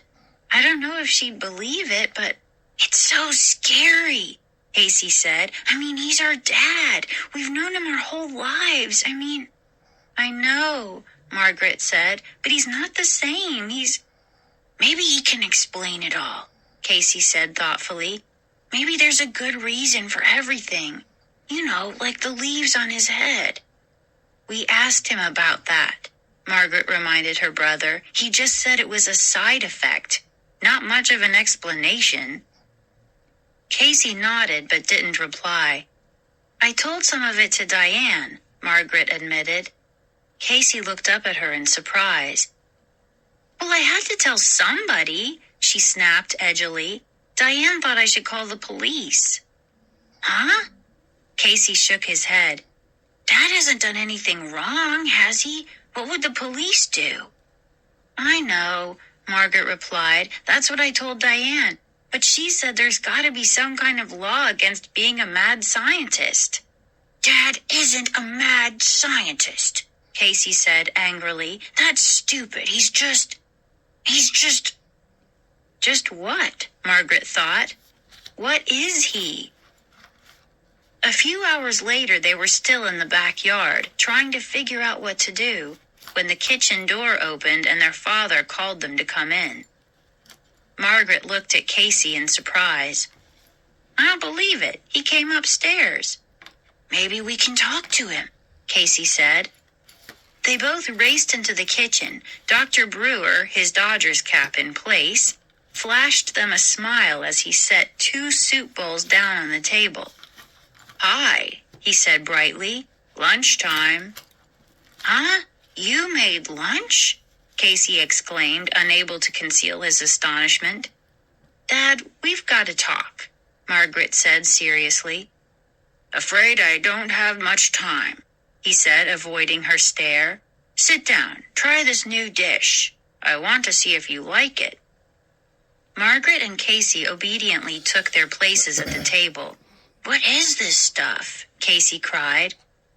The 2 bowls were filled with a green pulpy substance. "It looks like green mashed potatoes," Casey said, making a face.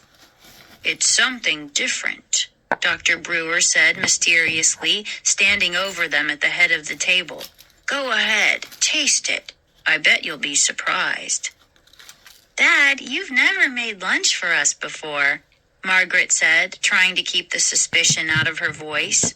"I just wanted you to try this," he said, his smile fading. You're my guinea pigs. We have some things we want to ask you, Margaret said, lifting her spoon but not eating the green mess. Your mother called this morning, their father said. When? Margaret asked eagerly.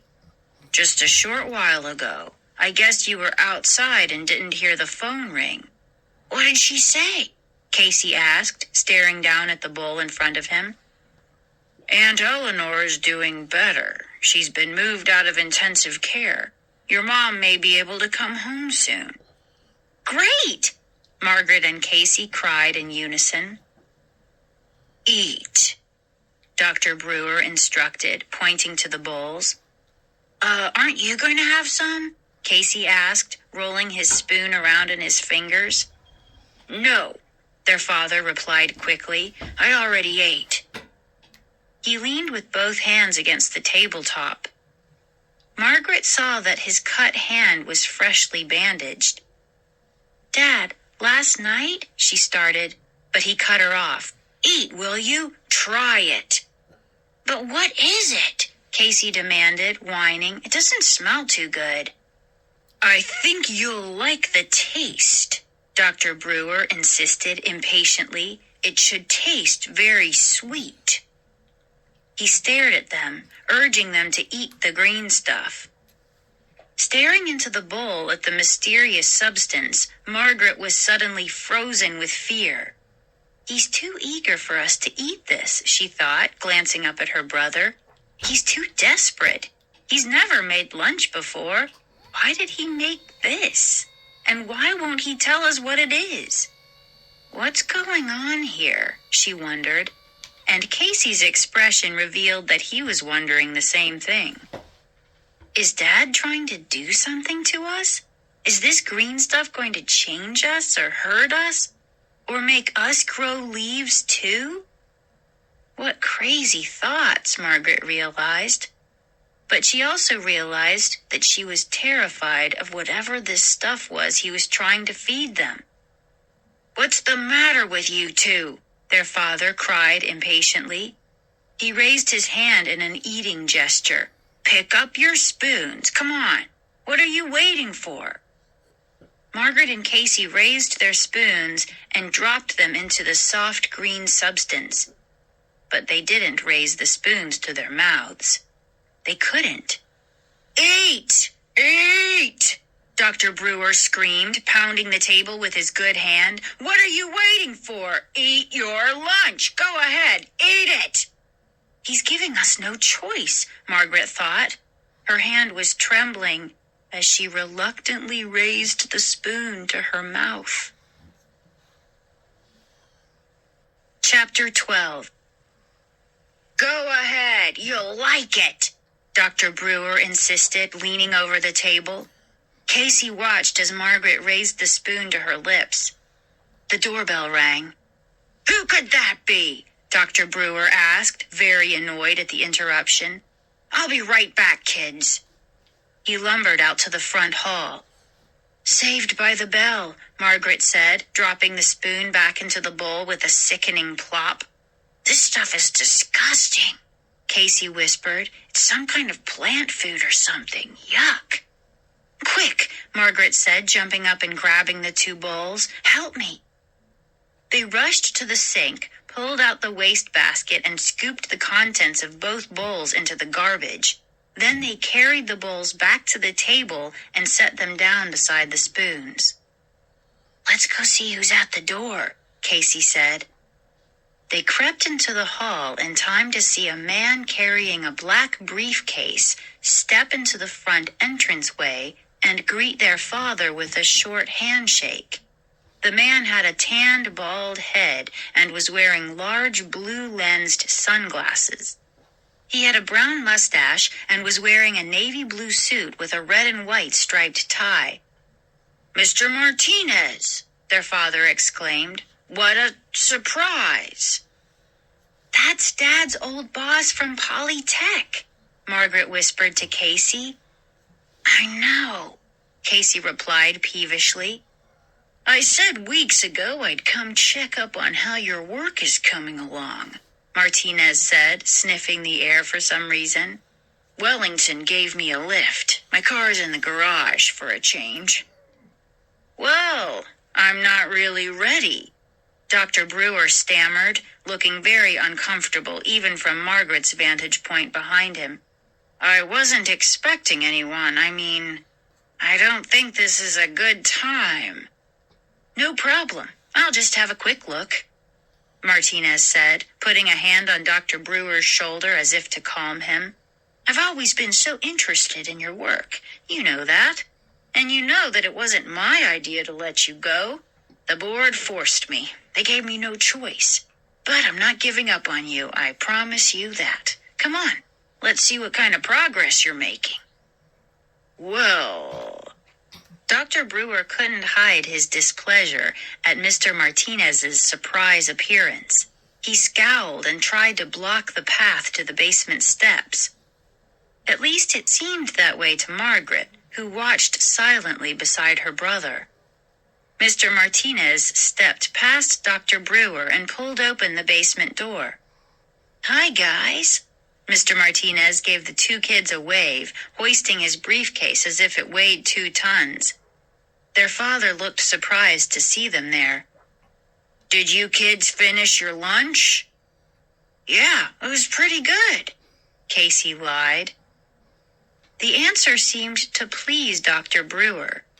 Adjusting the brim of his Dodgers cap, he followed Mr. Martinez into the basement, carefully closing and locking the door behind him.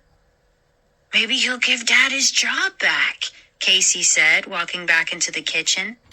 He pulled open the refrigerator to look for something for lunch. Don't be stupid, Margaret said, reaching over him to pull out a container of egg salad. If Dad really is growing plants that are part animal, he'll be famous. He won't need a job. Yeah, I guess, Casey said thoughtfully. Is that all there is? Just egg salad? I'll make you a sandwich, Margaret offered. I'm not really hungry, Casey replied. That green stuff made me sick. Why do you think he wanted us to eat it? I don't know, Margaret said. She put a hand on Casey's slender shoulder. I'm really scared, Casey. I wish Mom were home.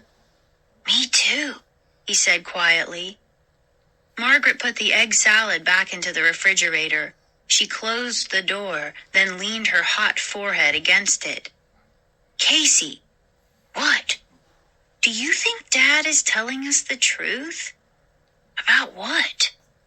About anything? I don't know, Casey said, shaking his head. Then his expression suddenly changed.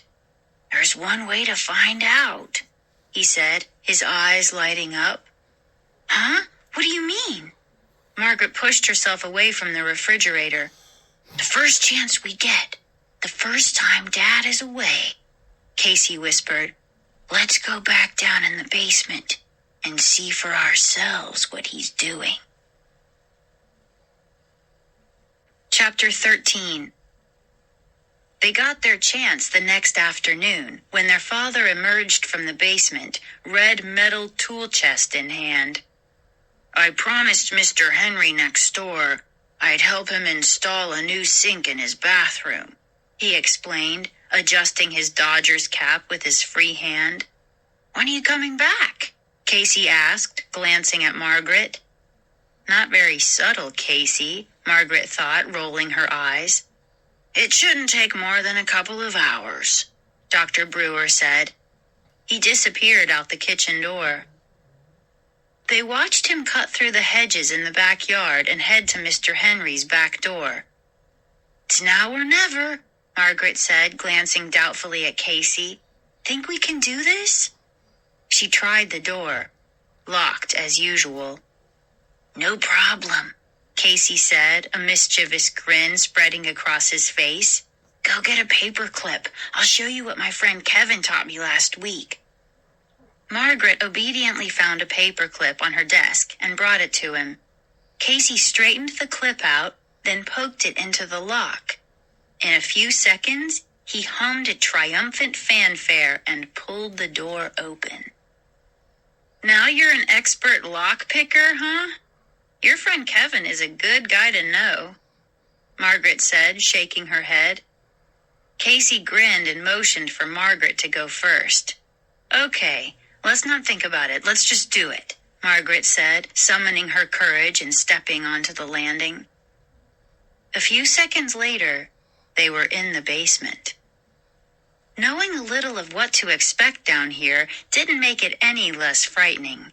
They were hit immediately by a blast of steamy hot air. The air, Margaret realized, was so wet, so thick, that droplets immediately clung to her skin.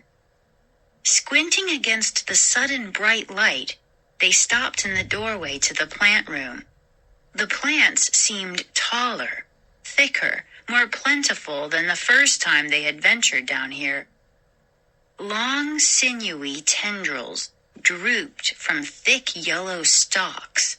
Broad green and yellow leaves bobbed and trembled, shimmering under the white light. Leaves slapped against each other, making a soft, wet sound. A fat tomato plopped to the ground. Everything seemed to shimmer. The plants all seemed to quiver expectantly. They weren't standing still. They seemed to be reaching up, reaching out, quaking with energy as they grew. Long brown tendrils snaked along the dirt, wrapping themselves around other plants, around each other. A bushy fern had grown to the ceiling, curved, and started its way back down again. Wow! Casey cried, impressed with this trembling, glistening jungle. Are all these plants really brand new? I guess so, Margaret said softly. They look prehistoric. They heard breathing sounds, loud sighing, a low moan coming from the direction of the supply closet against the wall. A tendril suddenly swung out from a long stalk. Margaret pulled Casey back. Look out! Don't get too close, she warned. I know, he said sharply, moving away from her. Don't grab me like that. You scared me. The tendril slid harmlessly to the dirt. Sorry, she said, squeezing his shoulder affectionately. It's just, well, you remember last time. I'll be careful, he said. Margaret shuddered. She heard breathing. Steady, quiet breathing. These plants are definitely not normal, she thought. She took a step back, letting her eyes roam over the amazing jungle of slithering, sighing plants. She was still staring at them when she heard Casey's terrified scream. Help! It's got me! It's got me! Chapter 14. Margaret uttered a shriek of terror and spun away from the plants to find her brother. Help! Casey cried. Gripped with fear, Margaret took a few steps toward Casey, then saw the small gray creature scampering across the floor. She started to laugh. Casey, it's a squirrel. What? His voice was several octaves higher than normal. It grabbed my ankle and... Look, Margaret said, pointing. It's a squirrel. Look how scared it is. It must have run right into you. Oh, Casey sighed. The color began to return to his ash-gray face. I thought it was a plant. Right, a furry gray plant, Margaret said, shaking her head. Her heart was still thudding in her chest. You sure gave me a scare, Casey. The squirrel stopped several yards away, turned, stood up on its hind legs, and stared back at them, quivering all over. How did a squirrel get down here? Casey demanded, his voice still shaky. Margaret shrugged. Squirrels are always getting in, she said, and remember that chipmunk we couldn't get rid of? Then she glanced over to the small ground-level window at the top of the opposite wall. That window, it's open, she told Casey. "The squirrel must have climbed in over there." "Shoo!" Casey yelled at the squirrel. He started to chase it. The squirrel's tail shot right up in the air, and then it took off, running through the tangled plants. "Get out! Get out!" Casey screamed. The terrified squirrel, with Casey in close pursuit, circled the plants twice. Then it headed to the far wall, leaped onto a carton, then onto a higher carton, then bounded out the open window. Casey stopped running and stared up at the window. "Good work," Margaret said. "Now let's get out of here. We don't know what anything is. We have no idea what to look for, so we can't tell if Dad is telling the truth or not." She started toward the stairs, but stopped when she heard the bumping sound. "Casey, did you hear that?" She searched for her brother, but he was hidden by the thick leaves of the plants. "Casey?" "Yeah, I heard it," he answered, still out of her view. "It's coming from the supply closet." The loud thumping made Margaret shudder. It sounded to her exactly like someone banging on the closet wall. "Casey, let's check it out," she said. No reply. The banging got louder. "Casey?" Why wasn't he answering her? "Casey, where are you? You're frightening me," Margaret called, moving closer to the shimmering plants. Another tomato plopped to the ground, so near her foot it made her jump. Despite the intense heat, she suddenly felt cold all over. "Casey!" "Margaret, come here. I found something," he finally said. He sounded uncertain, worried. She hurried around the plants and saw him standing in front of the work table beside the supply closet. The banging from the closet had stopped. "Casey, what's the matter? You scared me," Margaret scolded. She stopped and leaned against the wooden work table. "Look," her brother said, holding up a dark folded-up bundle. "I found this on the floor, shoved under this work table." "Huh? What is it?" Margaret asked. Casey unfolded it. It was a suit jacket, a blue suit jacket. A red and white striped necktie was folded inside it. "It's Mr. Martinez's," Casey said, squeezing the collar of the wrinkled jacket between his hands. "It's his jacket and tie." Margaret's mouth dropped open into a wide O of surprise. "You mean he left it here?" "If he left it, why was it bundled up and shoved back under the table?" Casey asked. Margaret stared at the jacket. She ran her hand over the silky striped tie. "Did you see Mr. Martinez leave the house yesterday afternoon?" Casey asked. "No," Margaret answered, "but he must have left. I mean, his car was gone. He didn't drive, remember? He told Dad he got a lift." Margaret raised her eyes from the wrinkled jacket to her brother's worried face. "Casey, what are you saying? That Mr. Martinez didn't leave? That he was eaten by a plant or something? That's ridiculous." "Then why were his coat and tie hidden like that?" Casey demanded. Margaret didn't have a chance to respond. They both gasped as they heard loud footsteps on the stairs. Someone was hurrying down to the basement. "Hide!"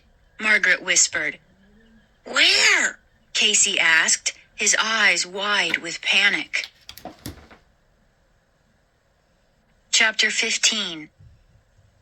Margaret leaped up onto the carton, then pulled herself through the small open window. A tight squeeze, but she struggled out onto the grass. Then she turned around to help Casey. That squirrel turned out to be a friend, she thought, tugging her brother's arms as he scrambled out of the basement. It showed us the only escape route. The afternoon air felt quite cool compared to the steamy basement. Breathing hard, they both squatted down to peer into the window. "Who is it?" Casey whispered. Margaret didn't have to answer. They both saw their father step into the white light, his eyes searching the plant room. "Why did Dad come back?" Casey asked. "Shh." Margaret held her finger to her lips. Then she climbed to her feet and pulled Casey toward the back door. "Come on, hurry." The back door was unlocked. They stepped into the kitchen just as their father emerged from the basement, a concerned expression on his face. "Hey, there you are," he exclaimed. "Hi, Dad," Margaret said, trying to sound casual. "Why'd he come back?" "Had to get more tools," he answered, studying their faces. He eyed them suspiciously. "Where were you two?" "Out in the backyard," Margaret said quickly. "We came in when we heard the back door slam." Dr. Brewer scowled and shook his head. "You never used to lie to me before," he said. "I know you went down into the basement again. You left the door wide open." "We just wanted to look," Casey said quickly, glancing at Margaret, his expression fearful. "We found Mr. Martinez's jacket and tie," Margaret said. "What happened to him, Dad?" "Huh?" The question seemed to catch Dr. Brewer by surprise. "Why did he leave his jacket and tie down there?" Margaret asked. "I'm raising two snoops," her father griped. "Martinez got hot, okay? I have to keep the basement at a very high tropical temperature with lots of humidity. Martinez became uncomfortable. He removed his jacket and tie and put them down on the work table. Then he forgot them when he left." Dr. Brewer chuckled. "I think he was in a state of shock from everything I showed him down there. It's no wonder he forgot his things. But I called Martinez this morning.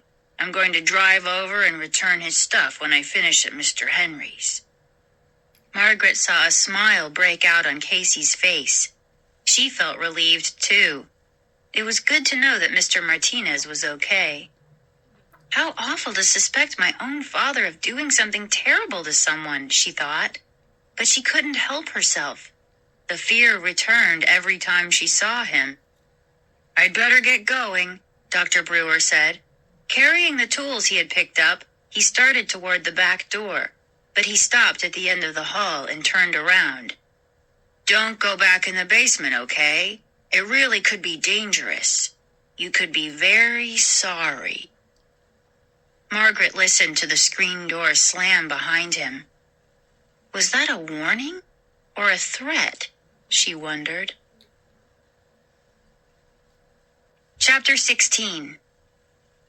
Margaret spent Saturday morning biking up in the Golden Hills with Diane. The sun burned through the morning smog and the skies turned blue. A strong breeze kept them from getting too hot. The narrow road was lined with red and yellow wildflowers, and Margaret felt as if she were traveling somewhere far, far away. They had lunch at Diane's house, tomato soup and avocado salad, then wandered back to Margaret's house, trying to figure out how to spend the rest of a beautiful afternoon. Dr. Brewer was just backing the station wagon down the drive as Margaret and Diane rode up on their bikes. He rolled down the window, a broad smile on his face. "Good news," he shouted. "Your mom is on her way home. I'm going to the airport to get her."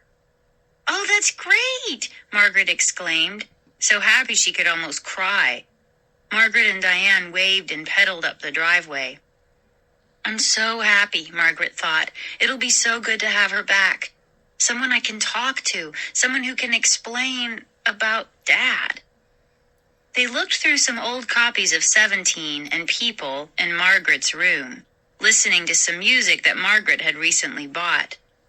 At a little past 3, Diane suddenly remembered that she had a make-up piano lesson that she was late for. She rushed out of the house in a panic, jumped on her bike, yelled, "Say hi to your mom for me," and disappeared down the drive. Margaret stood behind the house, looking out at the rolling hills, wondering what to do next to make the time pass before her mother got home. The strong, swirling breeze felt cool against her face, She decided to get a book and go sit down with it under the shady sassafras tree in the middle of the yard.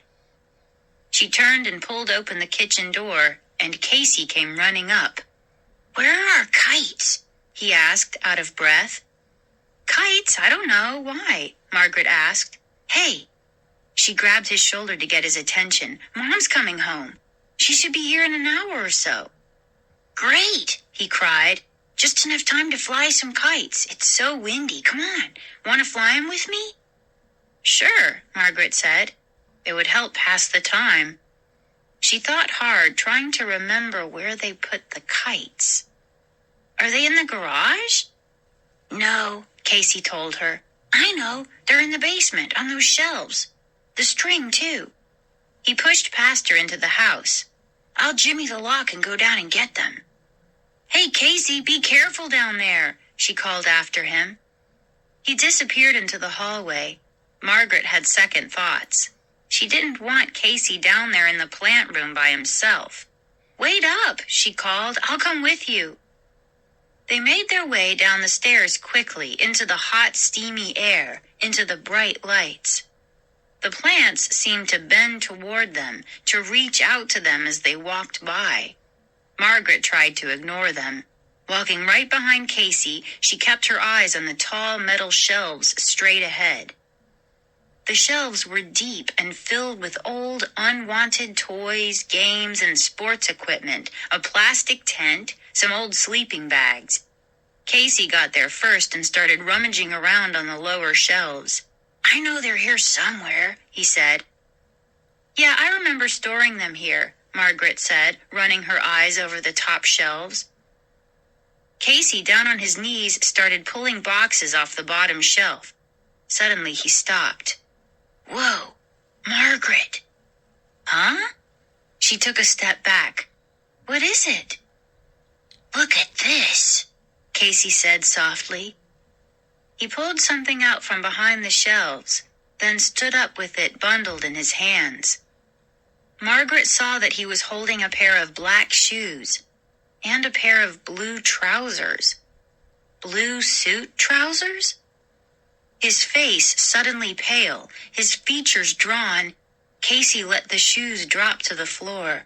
He unfurled the trousers and held them up in front of him. "Hey, look in the back pocket," Margaret said, pointing. Casey reached into the back pocket and pulled out a black leather wallet. "I don't believe this," Margaret said. Casey's hands trembled as he opened the wallet and searched inside. He pulled out a green American Express card and read the name on it. "It belongs to Mr. Martinez," he said, swallowing hard. He raised his eyes to Margaret's. "This is Mr. Martinez's stuff." Chapter 17. "Dad lied," Casey said, staring in horror at the wallet in his hands. "Mr. Martinez might leave without his jacket, but he wouldn't leave without his pants and shoes." "But what happened to him?"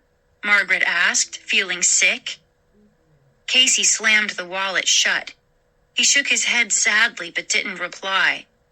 In the center of the room, a plant seemed to groan, the sound startling the two kids. "Dad lied," Casey repeated, staring down at the pants and shoes on the floor. "Dad lied to us." "What are we going to do?" Margaret cried, panic and desperation in her voice. "We've got to tell someone what's happening here, but who?" The plant groaned again. Tendrils snaked along the dirt. Leaves clapped against each other softly, wetly. And then the banging began again in the supply closet next to the shelves. Margaret stared at Casey. "That thumping, what is it?" They both listened to the insistent banging sounds. A low moan issued from the closet, followed by a higher-pitched one, both mournful, both very human-sounding. "I think someone's in there," Margaret exclaimed. "Maybe it's Mr. Martinez," Casey suggested, still gripping the wallet tightly in his hand. thud, thud, thud. "Do you think we should open the closet?" Casey asked timidly. A plant groaned as if answering. "Yes, I think we should," Margaret replied, suddenly cold all over. "If it's Mr. Martinez in there, we've got to let him out." Casey set the wallet down on the shelf. Then they moved quickly to the supply closet. Across from them, the plants seemed to shift and move as the two kids did. They heard breathing sounds, another groan, scurrying noises. Leaves bristled on their stalks. Tendrils drooped and slid. "Hey, look!" Casey cried. "I see," Margaret said. The closet door wasn't just locked. A 2x4 had been nailed over it. Thud, thud, thud, thud, thud. "There's someone in there! I know it!" Margaret cried. "I'll get the hammer," Casey said. Keeping close to the wall and as far away from the plants as he could, he edged his way toward the work table. A few seconds later, he returned with a claw hammer. Thud, thud. Working together, they pried the 2x4 off the door. It clattered noisily to the floor. The banging from inside the supply closet grew louder, more insistent. "Now what do we do about the lock?" Margaret asked, staring at it. Casey scratched his head. They both had perspiration dripping down their faces. The steamy, hot air made it hard to catch their breaths. "I don't know how to unlock it," Casey said, stumped. "What if we tried to pry the door off the way we pulled off the 2x4? Margaret asked. Thud, thud, thud. Casey shrugged. "I don't know. Let's try." Working the claw of the hammer into the narrow crack, they tried prying the door on the side of the lock. When it wouldn't budge, they moved to the hinged side of the door and tried there. "It's not moving," Casey said, mopping his forehead with his arm. "Keep trying," Margaret said. "Here, let's both push it." Digging the claw in just above the lower hinge, they both pushed the handle of the hammer with all their strength. It moved a little," Margaret said, breathing hard. They kept at it. The wet wood began to crack. They both pushed against the hammer, wedging the claw into the crack. Finally, with a loud ripping sound, they managed to pull the door off. "Huh?" Casey dropped the hammer. They both squinted into the dark closet and screamed in horror when they saw what was inside. Chapter 18. "Look!" Margaret cried, her heart thudding. She suddenly felt dizzy. She gripped the side of the closet to steady herself. "I don't believe this," Casey said quietly, his voice trembling as he stared into the long, narrow supply closet. They both gaped at the weird plants that filled the closet. Were they plants? Under the dim ceiling bulb, they bent and writhed, groaning, breathing, sighing. Branches shook, leaves shimmered and moved. Tall plants leaned forward as if reaching out to Margaret and Casey. "Look at that one!" Casey cried, taking a step back, stumbling into Margaret. "It has an arm!" "Oh!" Margaret followed Casey's stare. Casey was right. The tall, leafy plant appeared to have a green human arm descending from its stalk. Margaret's eyes darted around the closet. To her horror, she realized that several plants seemed to have human features. Green arms, a yellow hand with 3 fingers poking from it, 2 stumpy legs where the stem should be. She and her brother both cried out when they saw the plant with the face. Inside a cluster of broad leaves, there appeared to grow a round green tomato. But the tomato had a human-shaped nose and an open mouth, from which it repeatedly uttered the most mournful sighs and groans. Another plant, a short plant with clusters of broad oval leaves, had two green, nearly human faces partly hidden by the leaves, both wailing through open mouths. "Let's get out of here," Casey cried, grabbing Margaret's hand in fear and tugging her away from the closet. "This is gross." The plants moaned and sighed.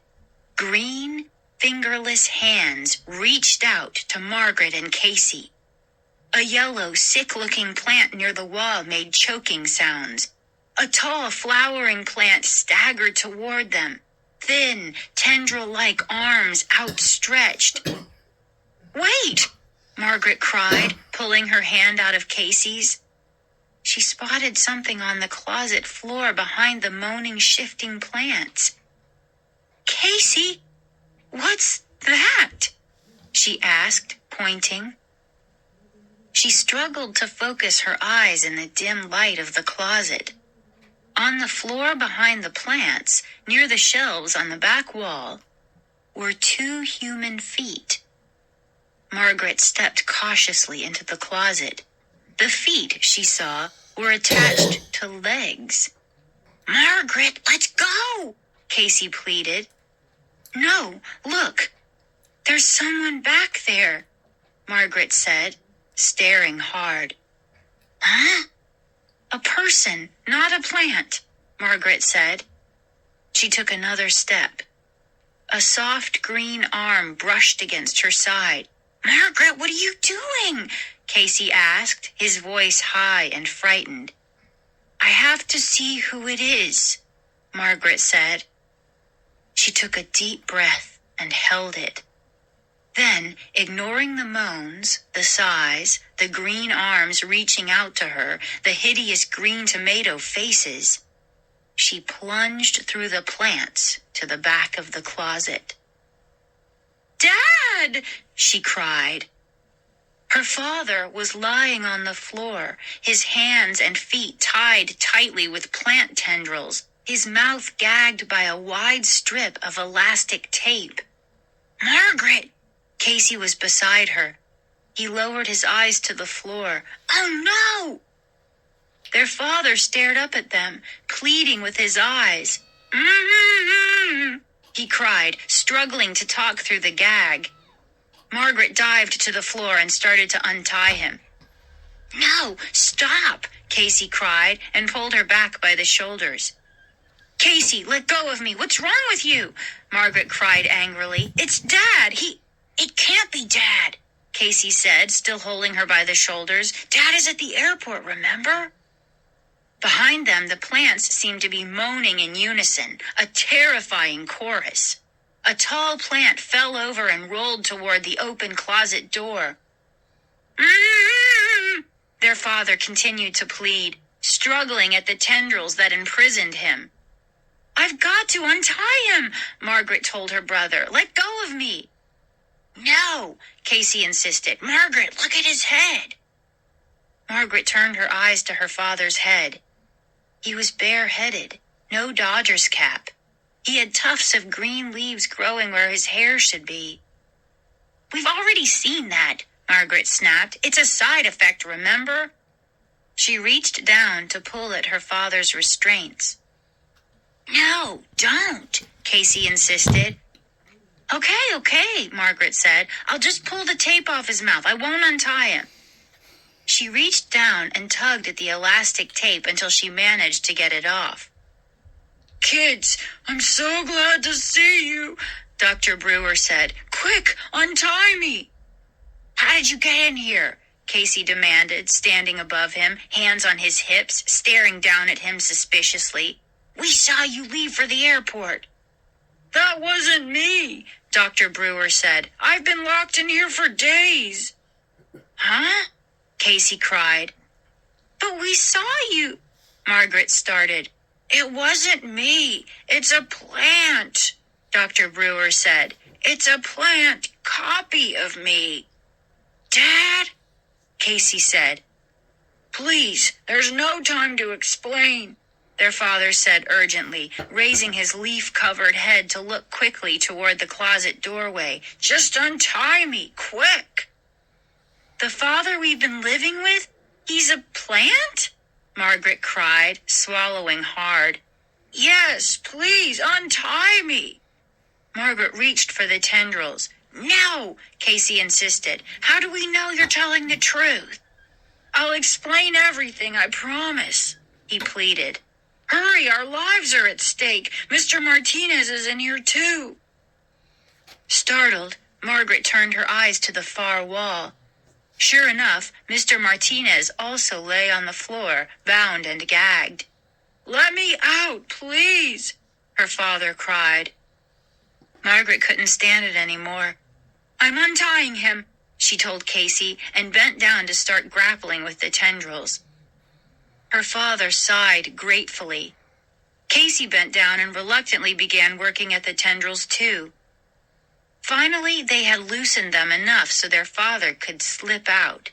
He climbed to his feet slowly, stretching his arms, moving his legs, bending his knees. "Man, that feels good," he said, giving Margaret and Casey a grim smile.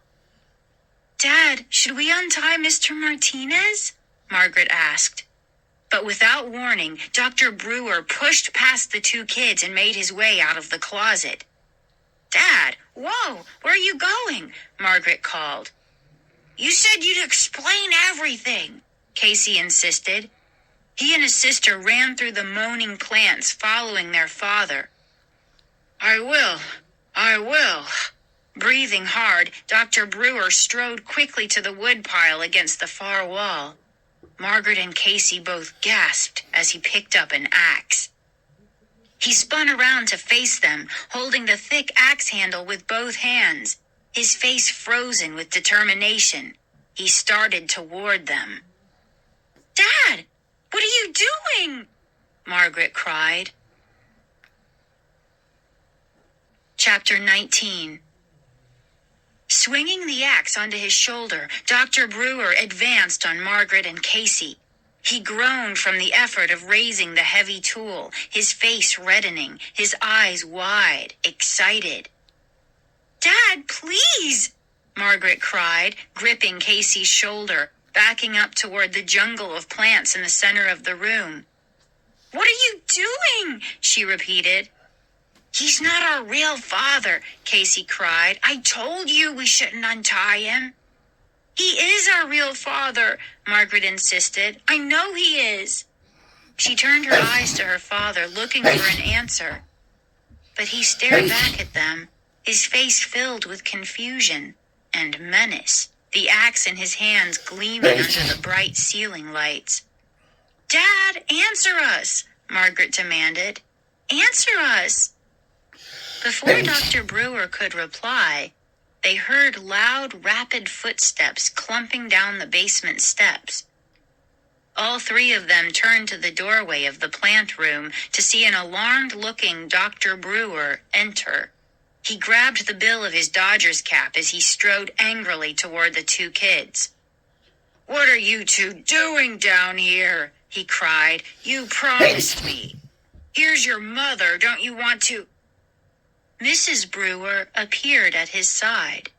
She started to call out a greeting but stopped, freezing in horror when she saw the confusing scene. "No!" she screamed, seeing the other Dr. Brewer, the capless Dr. Brewer, holding an axe in front of him with both hands. "No!" Her face filled with horror. She turned to the Dr. Brewer that had just brought her home. He glared accusingly at Margaret and Casey. "What have you done? You let him escape?" "He's our dad," Margaret said, in a tiny little voice she barely recognized. "I'm your dad," the Dr. Brewer at the doorway bellowed. "Not him. He's not your dad. He's not even human. He's a plant." Margaret and Casey both gasped and drew back in terror. "You're the plant," the bare-headed Dr. Brewer accused, raising the axe. "He's dangerous," the other Dr. Brewer exclaimed. "How could you have let him out?" Caught in the middle, Margaret and Casey stared from one father to the other. Who was their real father? Chapter 20. "That's not your father," Dr. Brewer with the Dodgers cap cried again, moving into the room. "He's a copy, a plant copy, one of my experiments that went wrong. I locked him in the supply closet because he's dangerous." "You're the copy," the other Dr. Brewer accused and raised the axe again. Margaret and Casey stood motionless, exchanging terrified glances. "Kids, what have you done?" Mrs. Brewer cried, her hands pressed against her cheeks, her eyes wide with disbelief. "What have we done?" Margaret asked her brother in a low voice. Staring wide-eyed from one man to the other, Casey seemed too frightened to reply. I don't know what to do," Casey managed to whisper. "What can we do?" Margaret wondered silently, realizing that her entire body was trembling. "He has to be destroyed," the axe-wielding Dr. Brewer shouted, staring at his look-alike across the room. Beside them, plants quivered and shook, sighing loudly. Tendrils slithered across the dirt. Leaves shimmered and whispered. "Put down the axe. You're not fooling anyone," the other Dr. Brewer said. "You have to be destroyed," Dr. Brewer with no cap repeated, his eyes wild, his face scarlet, moving closer, the axe gleaming as if electrified under the white light. "Dad would never act like this," Margaret realized. "Casey and I were idiots. We let him out of the closet, and now he's going to kill our real dad and Mom. And then us. What can I do?" she wondered, trying to think clearly even though her mind was whirring wildly out of control. "What can I do?" Uttering a desperate cry of protest, Margaret leaped forward and grabbed the axe from the imposter's hands. He gaped in surprise as she steadied her grip on the handle. It was heavier than she'd imagined. "Get back!" she screamed. "Get back! Now!" "Margaret, wait!" her mother cried, still too frightened to move from the doorway. The capless Dr. Brewer reached for the axe. "Give it back to me! You don't know what you're doing!" he pleaded and made a wild grab for it. Margaret pulled back and swung the axe. "Stay back! Everyone, stay back!" "Thank goodness," Dr. Brewer with the Dodgers cap exclaimed. "We've got to get him back in the closet. He's very dangerous." He stepped up to Margaret. "Give me the axe." Margaret hesitated. "Give me the axe," he insisted. Margaret turned to her mother. "What should I do?" Mrs. Brewer shrugged helplessly. I don't know." "Princess, don't do it," the capless Dr. Brewer said softly, staring into Margaret's eyes. He called me princess, Margaret realized. The other one never had. Does this mean that the dad in the closet is my real dad? "Margaret, give me the axe." The one in the cap made a grab for it. Margaret backed away and swung the axe again. "Get back! Both of you, stay back!" she warned. "I'm warning you," Dr. Brewer in the cap said. "He's dangerous. Listen to me, Margaret."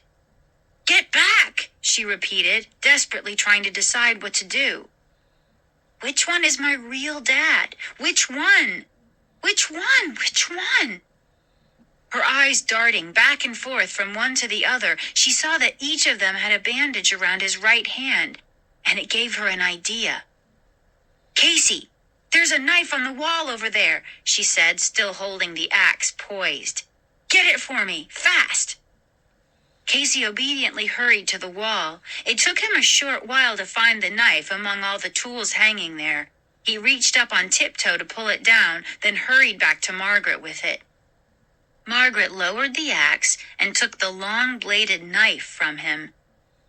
"Margaret, give me the axe," the man in the Dodger's cap insisted impatiently. "Margaret, what are you doing?" the man from the supply closet asked, suddenly looking frightened. I have an idea," Margaret said hesitantly. She took a deep breath. Then she stepped over to the man from the supply closet and pushed the knife blade into his arm. Chapter 21. "Ow!" he cried out as the blade cut through the skin.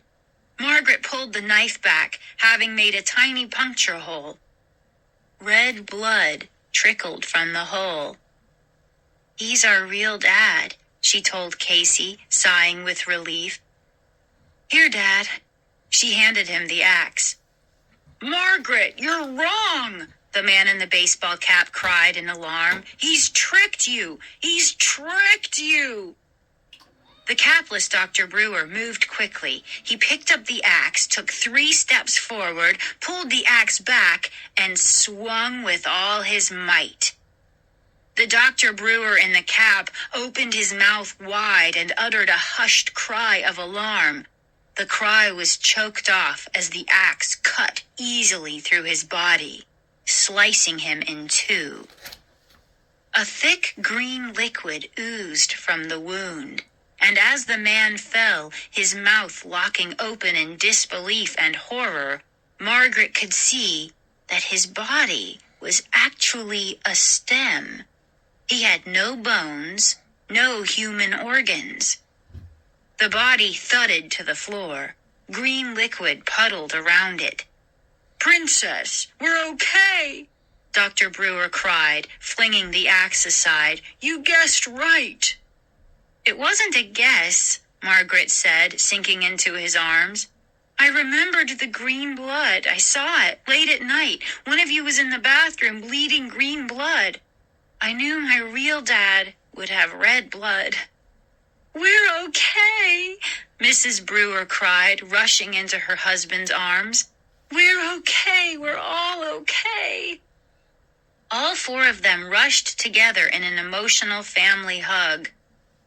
"One more thing we have to do," their father said, his arms around the 2 kids. "Let's get Mr. Martinez out of the closet." By dinner time, things had almost returned to normal. They had finally managed to welcome their mother home and tried to explain to her all that had happened in her absence. Mr. Martinez had been rescued from the supply closet, not too much the worse for wear. He and Dr. Brewer had had a long discussion about what had happened and about Dr. Brewer's work. He expressed total bewilderment as to what Dr. Brewer had accomplished, but he knew enough to realize that it was historic. "Perhaps you need the structured environment the lab on campus offers. I'll talk to the board members about getting you back on staff," Mr. Martinez said. It was his way of inviting their father back to work. After Mr. Martinez was driven home, Dr. Brewer disappeared into the basement for about an hour. He returned grim-faced and exhausted. "I destroyed most of the plants," he explained, sinking into an armchair. "I had to. They were suffering. Later I'll destroy the rest." "Every single plant?" Mrs. Brewer asked. "Well, there are a few normal ones that I can plant out back in the garden," he replied. He shook his head sadly. "Only a few."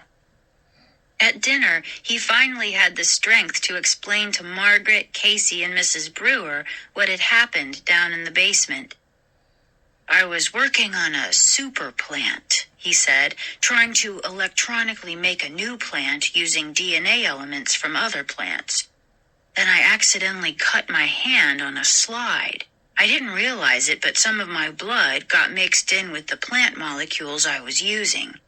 When I turned on the machine, My molecules got mixed in with plant molecules, and I ended up with something that was part human, part plant. That's gross, Casey exclaimed, dropping a fork full of mashed potatoes. Well, I'm a scientist, Dr. Brewer replied. So I didn't think it was gross. I thought it was pretty exciting. I mean, here I was inventing an entirely new kind of creature. Those plants with faces? Margaret started. Her father nodded. Yes, those were things I made by inserting human materials into plant materials. I kept putting them in the supply closet. I got carried away. I didn't know how far I could go, how human I could make the plants. I could see that my creations were unhappy, suffering, but I couldn't stop. It was too exciting. He took a long drink of water from his glass. You didn't tell me any of this, Mrs. Brewer said, shaking her head. I couldn't, he said. I couldn't tell anyone. I was too involved. Then one day I went too far. I created a plant that was an exact copy of me in almost every way. He looked like me, he sounded like me, and he had my brain, my mind. But he still acted like a plant in some ways, Margaret said. He ate plant food, and he wasn't perfect, Dr. Brewer said, leaning forward over the dinner table, talking in a low, serious voice. He had flaws, but he was strong enough and smart enough to overpower me, to lock me in the closet, to take my place, and to continue my experiments. And when Mr. Martinez arrived unexpectedly, he locked him in the closet too, so that his secret would be safe. Was the head full of leaves one of the flaws? Casey asked. Dr. Brewer nodded. Yes, he was almost a perfect clone of me, almost a perfect human, but not quite. But Dad, Margaret said, pointing, you have leaves on your head too. He reached up and pulled one off. I know, he said, making a disgusted face. That's really gross, huh? Everyone agreed. Well, when I cut my hand, some of the plant materials mixed with my blood got into my system, he explained. And then I turned on the machine. The machine created a strong chemical reaction between the plant materials and my blood. Then my hair fell out overnight, and the leaves immediately started to sprout. Don't worry, guys, the leaves are falling out already. I think my hair will grow back. Margaret and Casey cheered. I guess things will return to normal around here, Mrs. Brewer said, smiling at her husband. Better than normal, he said, smiling back. If Mr. Martinez convinces the board to give me my job back, I'll clear out the basement and turn it into the best game room you ever saw. Margaret and Casey cheered again. We're all alive and safe, Dr. Brewer said, hugging both kids at once. Thanks to you two. It was the happiest dinner Margaret could remember. After they cleaned up, they all went out for ice cream. It was nearly 10 o'clock when they returned. Dr. Brewer headed for the basement. Hey, where are you going? His wife called suspiciously. I'm just going down to deal with the rest of the plants, Dr. Brewer assured her. I want to make sure that everything is gone, that this horrible chapter in our lives is over. By the end of the week, most of the plants had been destroyed. A giant pile of leaves, roots, and stalks were burned in a bonfire that lasted for hours. A few tiny plants had been transplanted outside. All of the equipment had been dismantled and trucked to the university. On Saturday, all 4 brewers went to select a pool table for the new basement rec room. On Sunday, Margaret found herself standing in back by the garden, staring up at the golden hills. It's so peaceful now, she thought happily. So peaceful here and so beautiful. The smile faded from her face when she heard the whisper at her feet. Margaret. She looked down to see a small yellow flower nudging her ankle. Margaret, the flower whispered. Help me. Please, help me. I'm your father. Really? I'm your real father.